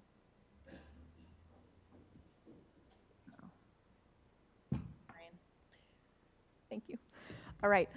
So the task of the committee and then of the staff team that supports this work this past year was to examine our school-based fundraising policies and practices, our district's infrastructure for gathering information on school fundraising that's outside of the funding that goes directly to schools, and then the current state of school fundraising more generally. So these were the 2 questions that we created as a part of that. So what is the current state of school fundraising, and then to what extent are the funds raised and received from external sources used equitably? There were 3 policies that we dug into as a team, and they're all listed at the bottom. And then this is our methods overview, so just a snapshot of the data that we gathered. So we took a look at existing data, and that was in partnership with Senior Leader Giep's department. We also partnered with Finance and Achieve Minneapolis staff. We worked with external fundraising groups in both interview and focus group format. That was 45 participants from 17 groups. We did a school leader survey to get feedback from our school leaders, and then we had a focus group with our the 4 superintendents from last year. So just sort of grounding context, we start with all schools with predictable staffing requirements, right? So all schools are expected to have X number of, AEs, teachers, et cetera, that support them at at sort of base level. Then some schools receive supplemental funding from funds like title funding. So many of our schools are title funded. And then there's additional funding sources such as like achievement integration dollars, but that's an additional funding stream that not all schools receive. And then what we were really digging into in this project was the third bucket, so additional funding through donations, fundraising, and then outside resources. So the overall finding from this project was related to inadequate funding more broadly. So when I spoke with the policy committee about this, this is really clearly connecting to the advocacy that you all have done as a board to say to our state, right, that we need public education to be funded more equitably. And across the board, we were seeing stakeholders are aware that there are inequities in fundraising ability across the school district, and then the rest of the presentation digs into that in a little more detail. So we separated into three sub buckets. So systemic level, so understanding of the policies, et cetera, then challenges about collecting information, then the fundraising practices, so understanding practices across fundraising groups since they are external entities, and then the relationship between school leaders and the groups, as well as the district and fundraising groups. And then the third and last group was about stakeholder experience. So that's from the principal level, and it also can be from the fundraiser group. And that will talk a little bit specifically about our MPS-specific funding accounts. So finding one is essentially the gist of it is that our current MPS policies around fundraising give us very little control over the activities of external fundraising entities. So it limits our ability to gather information, and so it made it difficult for the group to fully understand the current level of inequities, as the groups are not required to report to us on their fundraising. So again, our policies have limitations. We don't have a lot of oversight over these groups, and then there's a lack of a systemic way to report and share that information. This is a slide with more detail related to each of those three things, and I think in the interest of time, I'll just highlight a couple things. So I've mentioned external entities are not required to report information to us, and we would need more information across the board in order to have a better picture. So finding two was really about that, sort of across these groups, we're aware that there are inequities in fundraising ability across schools, and that was, I think, some of the rationale for digging into this topic, and that external fundraising efforts may further perpetuate existing inequities. So not all schools have external fundraising groups.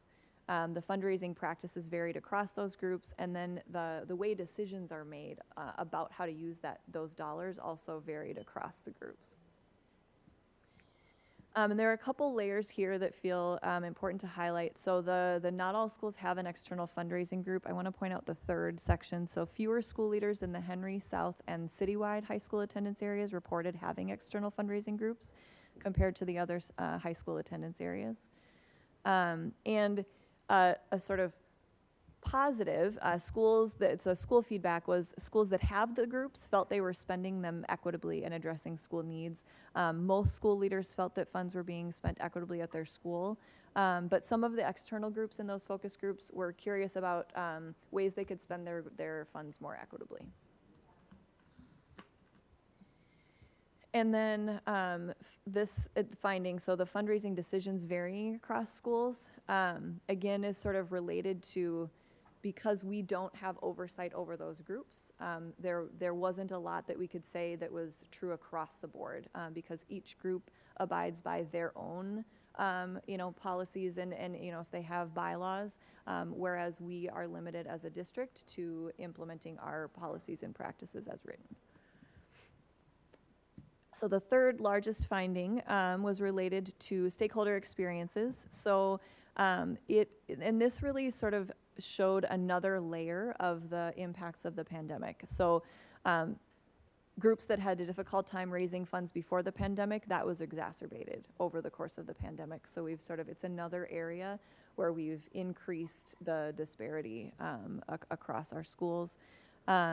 And then a couple other sort of sub-findings. Schools using MPS-specific fund accounts had some challenges with the reimbursement process. I can speak to that really briefly. It's like that because we are limited to our policies and practices, some reimbursements are more difficult to make when we're not just saying to an external group, could you pay for this?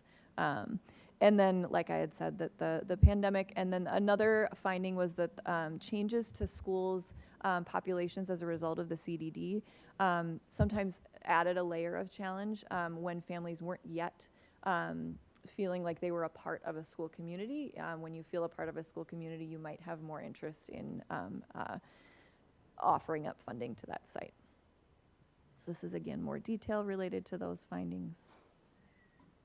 And then, so what I really want to make sure that we focus on is the EDIA committee recommendations. So all that I shared thus far is the data that we dug into. And then we sort of turn it over to our amazing EDIA committee to dig into what would they recommend. So they recommend these statements, and not necessarily in this order, but they're listed in this order. So to continue our advocacy for increased funding for public education, clearly communicate our district's vision for external fundraising, and then establish foundations at specialty high schools. That was sort of a sub-finding, that it was our specialty high schools that may not have that fundraising group to support their site. Potentially explore successful models for a centralized PTO system. Encourage greater transparency and accountability for school leadership and site councils for budgeting and then reporting. Create an equitable fundraising guide that could be used by external fundraising groups. And then provide resources and administrative support for school-specific fundraising. So the action plan should be paired with those recommendations. So the proposal is that we could explore the district's vision for external fundraising, move forward with that in a different format and make sure it's shared out. Explore budgeting and reporting options for our external funds. And then look for opportunities for collaboration and networking amongst our external fundraising groups. I know that's happened at a micro level across our Spanish dual language sites already. Like I had mentioned, create a fundraising guide that could be used, and then offer training and guidance on the policies. With that, I believe I will hand it back to Interim Superintendent Cox. Thank you for the time. Chair, we're ready for questions if there are any. Please use your request to speak button if you have any questions, comments about. Okay, seeing none. Thank you. I want to thank everyone involved in this project. Our EDIA committee folks, thank you for your time. I know I speak for my policy committee colleagues when I say we look forward to discussing the recommended policy changes in our committee. So thank you. I think that's it. Okay. So thank you. Moving on, next is the policy committee report. In Director Enns' absence, I will give that report. The policy committee has referred one policy revision to the board tonight for a first reading. The revision of policy 4016 regarding the Family Medical Leave Act, which comes with a recommendation of the committee, would adopt the Minnesota School Boards Association model policy language to ensure that the policy remains in compliance with legal requirements. Directors, you'll see this proposed revision will provide transparent and detailed description of all the applicable definitions and provisions of the Act. And that concludes the policy committee report. Any questions? It's the first reading. We'll be voting on this policy revisions next month. Seeing no questions, policy committee will meet next at 4:30 on Tuesday, September 27th, right here in the boardroom. Next, we're gonna move to action items. I'm gonna take a 10-minute break, stretch our legs. Board members, we will reconvene at 8:10.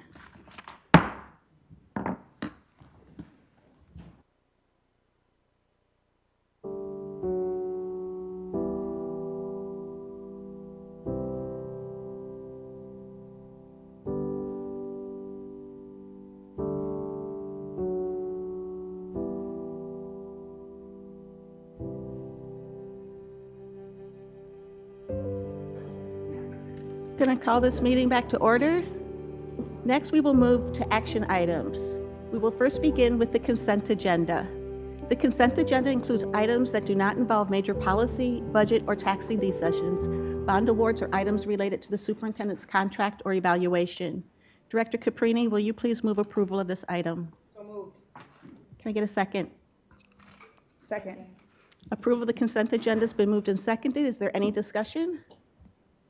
Seeing none, all in favor say aye. Aye. Any opposed say nay. That motion carries, and this agenda is approved. Consent agenda is approved. The next item is a pre-certification of the property tax levy, which, at the recommendation of the Finance Committee, Senior Officer of Finance and Operations, and Interim Superintendent Cox, is the maximum amount allowed by the state. School districts are required to pre-certify prior to September 30th of each year. After receiving public comments, we will set the final levy at our December business meeting. Director Caprini, can I please get a motion to approve this resolution labeled as 2022-55? Thank you. Is there a second? Thank you. Resolution 2022-55, pre-certifying the property tax levy, has been moved and seconded. Is there any discussion? Seeing none, all in favor say aye. Aye. Any opposed say nay. That motion carries and the resolution is approved. The next item is the proposed project labor agreement with the Minneapolis Building and Construction Trades Council, labeled as 2022-56. Can I please get a motion to approve this revision?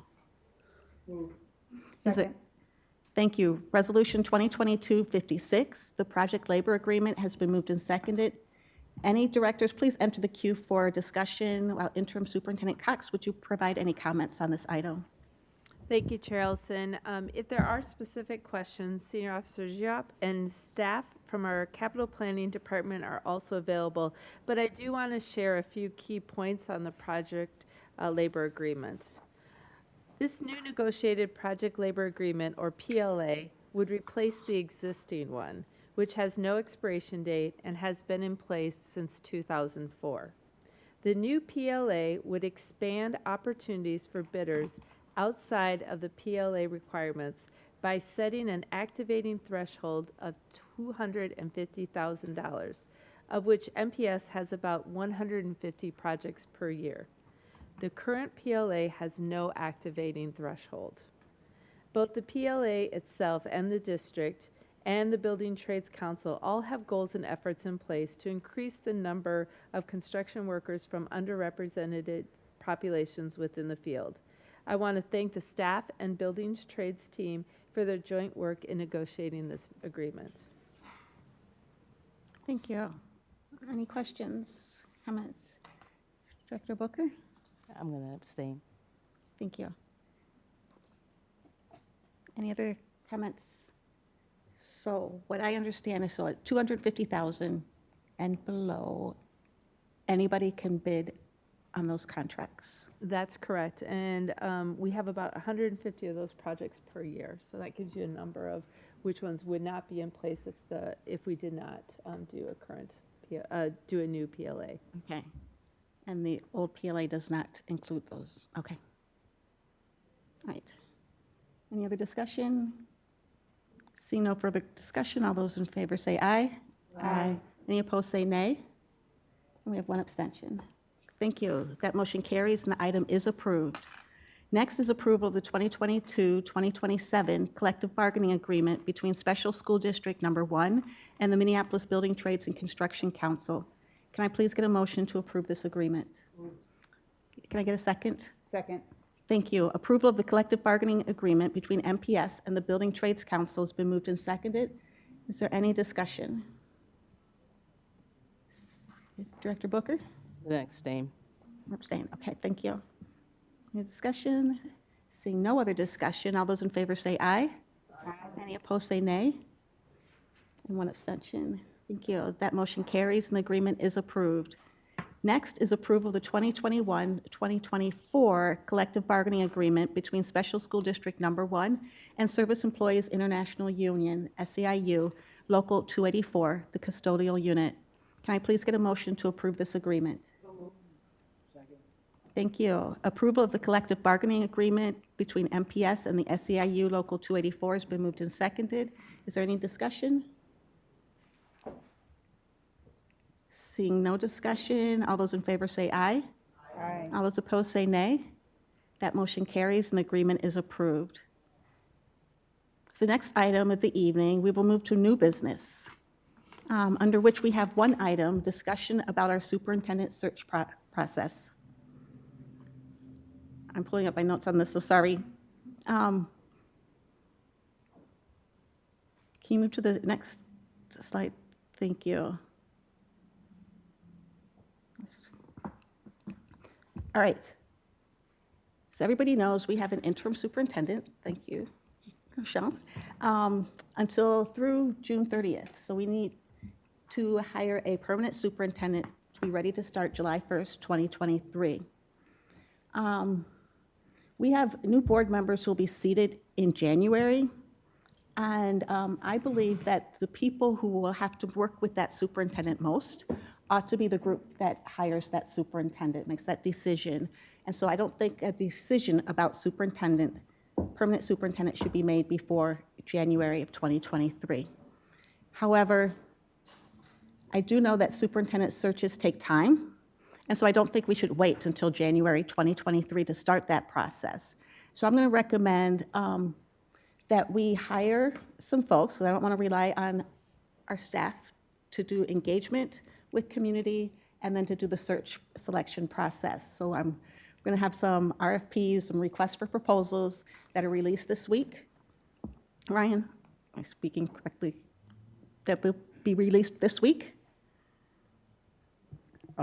Chair Ellison, directors, yeah, we would have an RFP ready, a broad RFP to begin the process of receiving proposals, right? And they would not require that particular, contract is awarded, but at least we can begin the process of receiving proposals so that the board can then evaluate and make a decision if any of the proposals meet the needs and the services the board is looking for. So yeah, we could have an RFP ready to go this week, Chair Ellison. Okay, thank you. And I want to talk about that this night so that the board and community are clear about what's going to be happening and when. So the next slide. In order to set up the next board, or the board in January, for a successful search, I want us to do several things this year. So there's people sitting up here on the dais here. I want us to discuss this plan like we're doing tonight, release the request for proposals to contract for community engagement services and for search and selection services for superintendent. I want us to develop a website that is specific to just the search, so people have one place they can go to see what's going on, when, dates, have any questions answered. And I want to schedule special meetings. I'm suggesting the first Tuesday of the month at 5 p.m. so we can separate the work of the superintendent search from the normal work of the district. So we can keep our second Tuesdays of the month free for business. Next year, the next slide.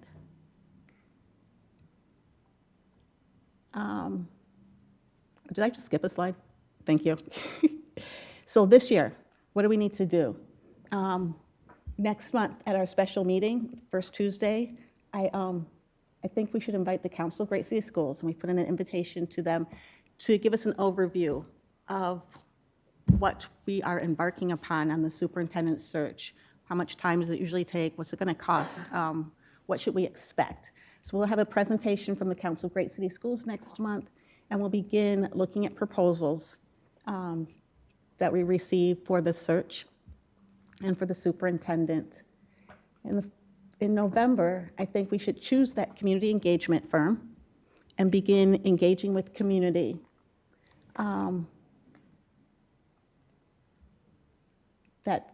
That firm will be looking for what does community want to see in our next superintendent. We want to develop a superintendent profile before we do a search for superintendents. Then in December, we continue engagement. Next year, at our January 3rd meeting, at our first Tuesday of the month, I think we should receive the information from the community engagement firm, combine that with this board goals, and develop a profile of our next superintendent. We should select an executive search firm that will take our profile superintendent and go look for candidates for us.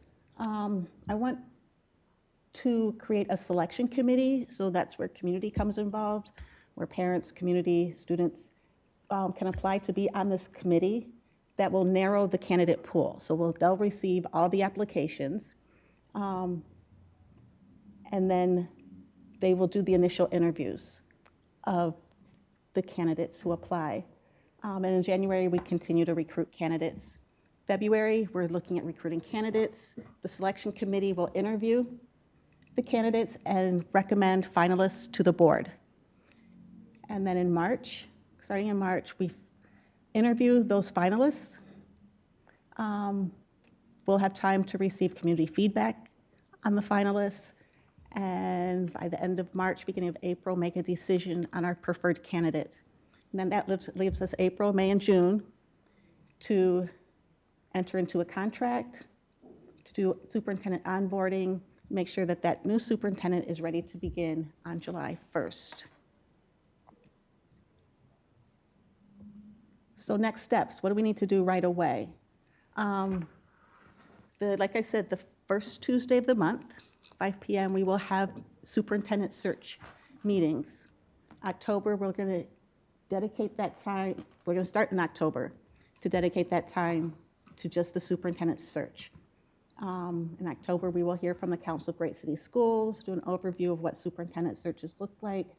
We will request the proposals this week for community engagement and search process providers. We will create that superintendent search website, and we will select a community engagement facilitator. So those are what we need to do. That's what I need this board to focus on and get done so we can get ready to hire an amazing superintendent next year. So the last slide is just what I just said, all the steps in one place. You can see, so that's what I'm proposing. Does anybody have any questions? Directors, please hit your request to speak button if you want to discuss or ask questions about this proposal. Or let me know it makes sense. Director Soria. Thank you, Madam Chair. I'm just a little concerned in regards into hiring, a firm. I'm just gonna speak my mind and, speak my heart as well. Also, I would like to see the Parent Advisory Council, committees be involved in this. I feel that we're missing a great opportunity not getting them engaged. We have the Latino PAC, we have the Somali PAC, we have the Black PAC, we have all these different PACs, and where are their voices in here, right? So this is just a discussion right now, but it's not set on stone, right? Right. Okay. Yeah. Those are my feelings. Thank you. Director Thank Elliman? I guess I have a couple concerns too, wanting to, again, make sure that community is in on this from the beginning. So when we talk about like the release of the RFP, wondering again, who will be putting the language together for that RFP? Where do we as board members, where do we as community have a voice in that round? And then when I look at like the Council of Great City Schools, I think about our community members that we have, and I'm again wondering why we're not pulling from them or allowing our board members even to select 1 or 2 people to represent this committee that does the search, so that community feel like their voice is included and part of it. As we begin the engagement, I think it's critical. We have heard it enough that community wants to be involved, and I really believe we owe it to community to have them to be part of this. Even when we go down to as far as the selection committee, I know we mentioned community, but again, we have this list of community organizers that we use, and we have all of us up here that has relationship with community members. I would like for more intentional community involvement to be placed in this timeline. Director Caprini? Oh, I'm sorry. That's Thank okay. you. First of all, thank you for, from my perspective, is an opportunity to set the stage for the heavier lifting. And as much as I think there needs to be further discussion in regards to some of the suggestions that have already been made, knowing the landscape, I think it would be a heavy lift on this side of, not this dais, but on this side of the work, whereas we're setting the stage for the heavy lifting. I don't really see anywhere from now until December where there isn't some engagement that's going to happen, whether it's on this piece of paper or not. That's just going to happen. My hope is that we're able to do exactly what I'm reading, which is set the parameters for the much heavier lifting that will include so many more parts to getting to a place where this city, this district, is able to make a decision as to who will lead going forward. So I appreciate kind of having a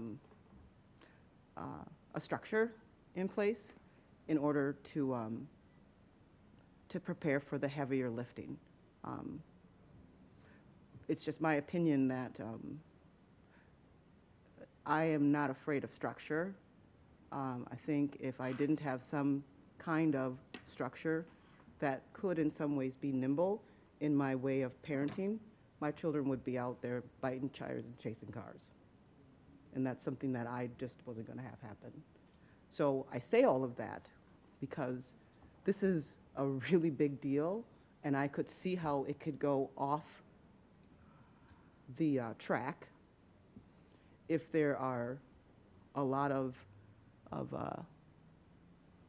hands trying to do this part of the work where all I see us doing is setting the next board up for success, which I'm really excited about. And I will continue to be engaged and watch. But that's the way that I see the next few months. I don't see community not being involved, but more involved to the degree I'm hearing in the next phase, which I think we owe that to the community and to our schools. Thank you. Thank you. This is all fluid, let me say. I mean, as I look at this, and I was the one who developed it, I look at November and December for community engagement, 2 months where we have huge holidays and a lot of time off from school. I could see getting to January and board and community feeling like they didn't have enough time to engage. And so maybe in January, do another month of engagement in January after people come back from the holiday break and begin recruiting candidates in February. I've been on the board, had to do a couple of superintendent searches, and I've been a teacher, and what I know about educators, a lot of them like to decide by March, April, where they're going to be in the fall. And so I don't want to push back this timeline too much deeper where we're not making a decision until May or June for fear that we will lose out on being able to recruit good candidates who will already have made a decision to be someplace else. But this is fluid, and I want to hear what people think. Is everybody, we talked about maybe talking to the Minnesota School Board Association, wanting to get a reputable group that has done superintendent searches often to be able to lay out the landscape for the board and community. So I do want to make sure that we are ready to go on October 2nd. I think that's the first Tuesday of the month in October, to go do an overview of the superintendent search process, if people are okay with that. Because that would be, we would do a committee of the whole in 2 weeks, and then a week later, we would be meeting. Director Jordan? Yes, thank you. Thank you, Charles, for the timeline and all that, and just to kind of throw out there too, community. Also too, I think, you know, I was not part of the search last time for former Superintendent Graff, but including like our site councils at individual schools as well, because they're the ones that know their students, that know their teachers, that know people around. Maybe you guys did include that last time. I don't know. Like I said, I wasn't part of the board then. But I think that should be, you know, another component. I mean, I think, and yeah, having a fluid thing, you brought up an excellent point that I was going to bring up was November, December. A lot of people have holidays and whatnot, you know, and but also too to have, you know, really strong community engagement. And I think back to probably the engagement with the CDD. People weren't actively engaged until the very end, and then you had people upset and they didn't feel included, even though, you know, we tried our darndest, and we are going to hire a firm, and we need to make sure we hire a firm that is top-notch in terms of getting people out. And I harp on, and I talk about this every time in my comments, for parents and community folks, please update your phone number, please update your email, all your contact information, so you can be accessible for this, because this, you know, because it is important, and so we need to make sure we get this right when it comes to community engagement, and to make sure that our parents and our community and staff have their updated information, so they can't say, "Oh, I didn't know that was going on," or, you know, and we've started the process, but to include community folks. I mean, we all know community folks in general that have you know, that do good things in the community. Too much to Director Elamin's point, which she brings up a very good point. That we should include that as well as Director Cerrillo's, including all our different packs, which I believe we already do, if I'm not mistaken. Mm-hmm. Yeah, okay. But yeah, I mean, thank you for putting this more clearly. I'm more of a visual learner than someone just telling me something, so I appreciate you putting this out there, as well as a website as well, and have that up as running as soon as we can and update it as soon as we can as well. So thank you for doing that, and our IT people that are going to have to update that and run that as well. So thank you. Sure. Thank you. I envision our selection committee having to apply. And then in January, the board can make a decision who's going to be on that selection committee. So that's what I envisioned. Again, this is all fluid. People have better ideas. Let me know. Director Ali. Thank you, Madam Chair. Thank you really for putting this together, and I can say that this is really nice. But I just like to propose that we have to be specific when we say that we have to select a selection committee. Mm-hmm. And in that regard, I'm proposing that we have the following communities to have, each community at least to have one member. For example, we need to have a Latina member. We need to have an Asian community to have a member in that selection committee. We need to have a Somali American community to have a member in that selection committee. We need to have an African American community member in that selection committee. We need to also have a student in that selection committee, so that and we may not select the candidates now, as I'm one of those people who are outgoing directors, but we can be specific. We can say these communities, they have to have and must have representations in the selection committee. So that's only my what I like to add. But otherwise, truly speaking, this is an awesome. I mean, it's a great. Thank you. Thank you very much for your time putting this together. Thank you. Thank you, madam.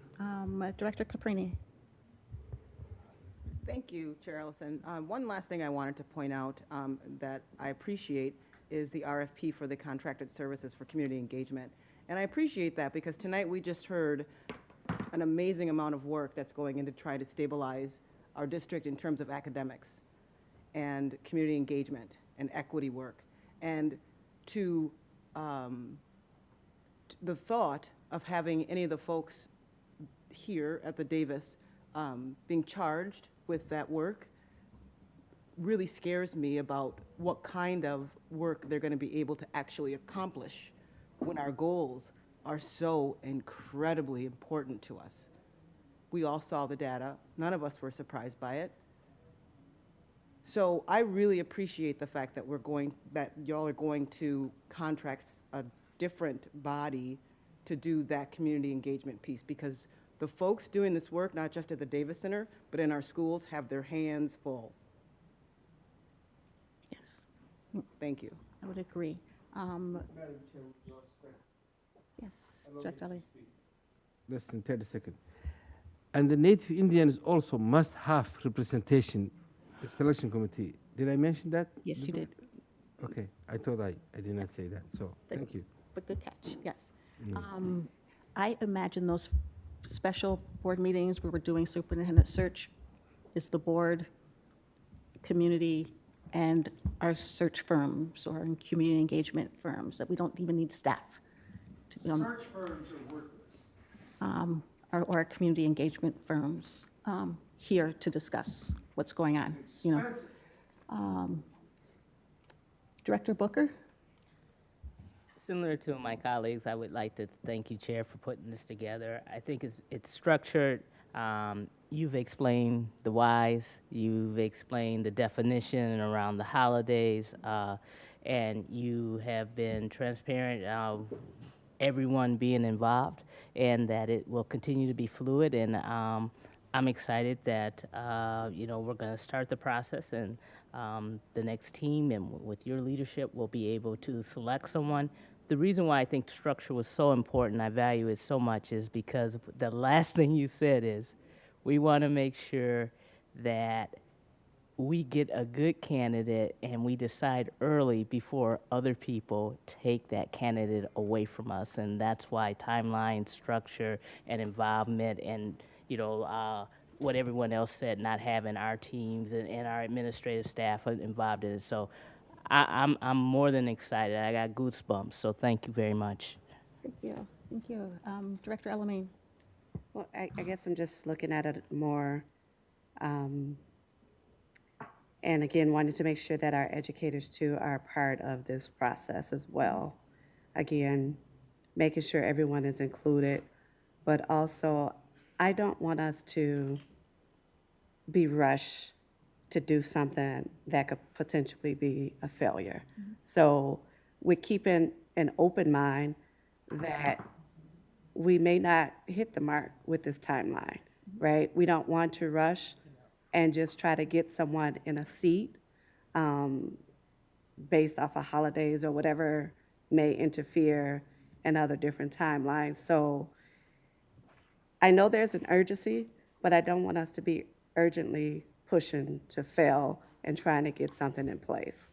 So I appreciate the structure. The timeline is desperately needed, but we need intentional and clarity behind what we're doing. So again, we are not, the last thing I want to hear is community to say that they weren't involved. And I think that we have the opportunity now to get in front of that, to prevent that from taking place. And it still may get said, but as long as we know that we have done everything in our best and the best way that we can, intentionally including the community, like they have shown up. I mean, if we think about it, there's a number of educational committees within Minneapolis. We should at least be, in my opinion, tapping into that and see what we can do together collectively, because it is an expense. It is an expense. We just got to make sure that we are putting everything on the table, making sure that we are doing what's best by the families that we serve, by the educators that we provide opportunities to come in and work with these families. And again, just staying out in front of, I didn't know, we didn't have a say in it, they just chose, all of that comes with this work. No, I agree. I believe when we did the committee before, and people who were around before helped me out, there were 2, maybe 3 board members on that committee. There were teachers, there were staff, there were community members, there were people from our parent groups on that committee that made those decisions, that narrowed it down to the finalists. And so that's what I envision happening again. And then again, this group gets to decide, this group in January gets to decide how we want to determine who gets to sit on that committee.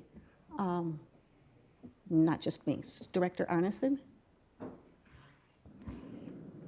Thank you. I think that, so I 100% agree that we definitely don't want to rush this process. I think selecting a superintendent is the most significant and perhaps I think actually the most important job that a school board does. So you want to make sure you get it right. You want to take your time. You want to make sure that you feel good about your process and that you've done everything that you can to set this process up to be as successful as possible. So I think I'll start there. So I do also want to say that you have to start somewhere. So I definitely appreciate, Chair, that you took a risk and started with a suggestion and put some concrete things on paper for us to react to and have this discussion. I think that as someone who's not going to be here in January, I think that I personally would want the next board to make the major decisions as it relates to the superintendent search. That's my position on that. So the way I'm hearing really two parts of this discussion here tonight. The first stage really is collecting feedback from people, generally, about what direction we want to go so we can effectively articulate to potential candidates what we're seeking. Then the second phase, I hear, will be later for the next board to decide. Therefore, I don't personally want to influence that decision, but that will include decisions about if we've collected enough feedback from our community, if we need to do more before we move forward, if we trust that feedback, if we want to talk about details about how we want to narrow the candidates, if we want that process to be public or private, and there are advantages and disadvantages of both. You want to talk about that. You want to talk about if you have a committee, who's on it, what that form is, and then ultimately, of course, voting on the superintendent. To me, those are all things that what I'm hearing would be for the next board, and I support that. I do not think I should be a part of that. Realistically, what I'm hearing you say, and agree, and know from experience, that we know that we, as of July 1st, right now, as of July 1st, 2023, we don't have a superintendent, so we probably want to start talking about this. And realistically, if we want a person in place by July, we do need to get to a place of telling potential candidates that we're seeking them and what they're looking for, what we're looking for so that they apply. They won't apply if we aren't able to tell them what we're seeking. So this is the board's responsibility. It is not our staff's responsibility to hire a superintendent.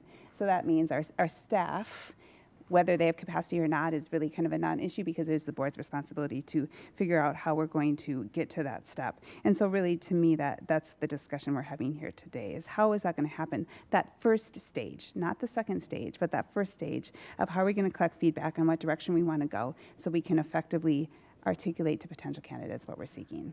So I think I think more information is probably generally helpful. So I have, in the past, been part of a superintendent search, and what I do know the Council of Great City Schools provides, I don't think there's a huge risk in getting information from them. I think that they can provide some context at the national level, such as how many large cities in this country are searching for the same superintendents that we are seeking. What is the average pay? Where are we at with pay? Just kind of, they can give some ideas of what has worked for other school districts, which we can take or reject, and that's fine, right? Like, that's just information that we can have. So I don't Doesn't mean that they are our only source of information. They are just a source of information. So it doesn't seem bad to get that information. And then it sounds like you're proposing really that we in my mind, if you issue your RFP, people come forward, groups come forward and say, we're willing to collect this feedback that you need about what kind of qualities you're looking for in a superintendent, and we can reject those proposals or we can accept them. We can say this group sounds great or we don't like any of them. Alternatively, we would just need another suggestion, I guess. It sounds like what you would need is another concrete suggestion on how to get that feedback for superintendent qualities so that we can get to a place of telling candidates that we have a job and what we're looking for. Yeah. So that's what I'm hearing, and I'm not opposed to issuing an RFP on that. That's what I'm hearing tonight. Thank you. Director Surya. Thank you, Madam Chair. Can you guide me a little bit into this RFP? So once it's released, and then who gets to choose who's going to be that firm? Who choose? Okay. Ryan, can you talk a little bit more about the RFPs? Yep, Chair Ellison and Deckers and General Counsel Moore here to my right can chime in as well if I've made mistakes. But the idea is that you as a board, both as the representative voice of the community, would put out an RFP. And if you're not seeing a proposal that meets your standards or is the right fit, then you don't have to issue a contract, right? It's not a requirement that you'll go out, but it does give you an opportunity to see what's out there. I think, as was mentioned, staff's both capacity and ability to try to do the work we're trying to do and also run a search would make it challenging to do that work. But again, as the board, an RFP is an opportunity to see what's out there. We can put in the RFP that a selection process would include a public interview with the board members here, and you can make your decision by a majority vote as you do all your business. So again, we could say this is what we're looking for. The RFP can be broad. They can hopefully, if they're a strong firm or person, would be watching these meetings, hearing what board members are saying, hearing what folks are saying in public comment and in community, building something that works for MPS and for Minneapolis. But if you don't get a proposal that meets your threshold of what you're looking for as a body, then you don't issue the contract and you move on and figure out the next step. But an RFP, again, for two distinct types of services. One is really the engagement phase. How are we going to engage our community on what people want to see in a superintendent, what they may want to see in a process such as a selection committee? How do we go about making sure it's representative? And then a group that's going to help recruit, receive applications, do some of the background checks, do some of the pieces so that a selection committee, however it's designed by a board, can then whittle down candidates who can come back before the board and make public interviews. And those decisions are all things that these external service providers can help guide the board along. That isn't staff doing these tasks. They're all lousy. You don't know what they're doing. Does that answer your question, Director Surya? It does answer my question. My only fear, again, is to have an entity, an outside entity that doesn't know Minneapolis, that doesn't live in Minneapolis, and that's where my hesitation comes from. So thank you for that clarification. Thank you. If we don't like the group, then we can say no. Okay. So we get to decide who that group is. Okay. Thank you. Any other discussion tonight? So I guess next step is Ryan will send out invitation for an October 4th. Just on the first Tuesday of the month, an October 4th meeting that we can start looking at the landscape superintendent searches. Okay. All right. Thank you, everybody. Final item this evening is time for directors to give a brief update on the committees they chair or any other board-related activities. Directors, if you have comments, please hit the request to speak button, and I'll run through the list. Director Caprini. I just wanted to say thank you to Interim Superintendent Cox. Since June, I have seen you and your team at events and events and events and events. June, July, August, September. Not just one a month, not just two a month. I've been following you. You have been out there, and your staff, and they're not just sitting at tables. They're not just sitting at tables passing out little postcards. They're walking through the events, talking to people. So I want to make something really clear. You have kicked off the new year with engagement with the community with a bang. And I appreciate you, and I appreciate your staff for the hard work that you've put in. And I know you all have been working tirelessly. I wanted to point that out, that you have been out there, because I've seen you, because I get around. So thank you. Thank you, team. Student Representative Austin. Hello, my name is Wakan Austin. I just wanted to let everyone know that the Citywide Student Leadership Board is accepting applications until September 21st. I completely encourage everyone to spread the word and for everyone to apply if you're in high school, which the crowd doesn't really look like that. Thank you. But please encourage your students or your sons or daughters or whoever to apply, and please spread the word. Thank you. Thank you. Director Arneson. Thank you. I have a YCB update. Just colleagues, you might recall that at the joint park and school board meeting, there was a discussion and an interest in support in leveraging our relationship with the YCB to assess out of school time, particularly for our younger children, and being really intentional, especially as we kind of think about limited resources, staffing shortages, how we want to make sure that we are addressing gaps, whatever they are, and leveraging our resources effectively. So that conversation with the YCB has begun, and we are pursuing that assessment with them. So we will hopefully have good information to make even some winter decisions about winter programming for our younger students. Thanks. Thank you. Director Jordan. Yes, thank you, Charlison. Of course, I'll just do my shameless plug to fill out your free and reduced lunch form online, as well as updating your contact information.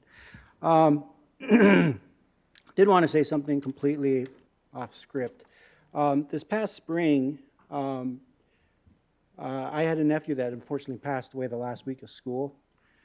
And Leah's sister's son. And I just wanted to say, actually, from Leah's family, that they were very touched. Excuse me. Very, very touched with the outpouring and condolences from staff at Bancroft, as well as at Falwell, where he moved due to the CDD. From Diego to Paz, from Principal to Paz,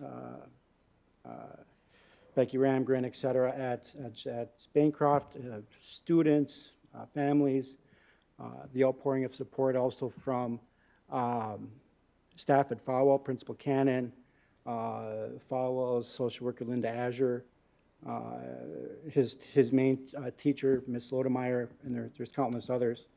That just had outpouring of support, and that showed up at his service. So thank you.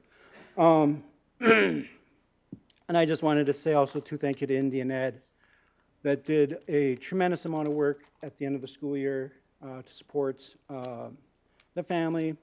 It's never easy to lose a child, especially at the end of the school year.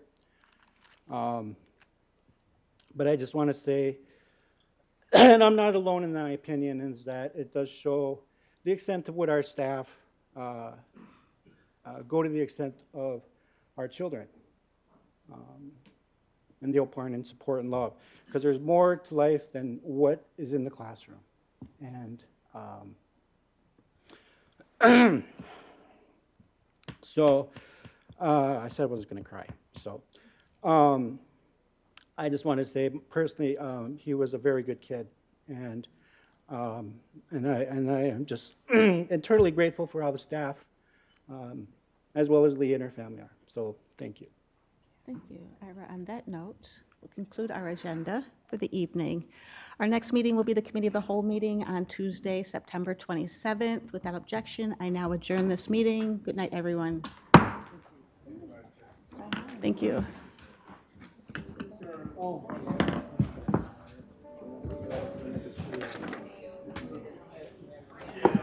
I know.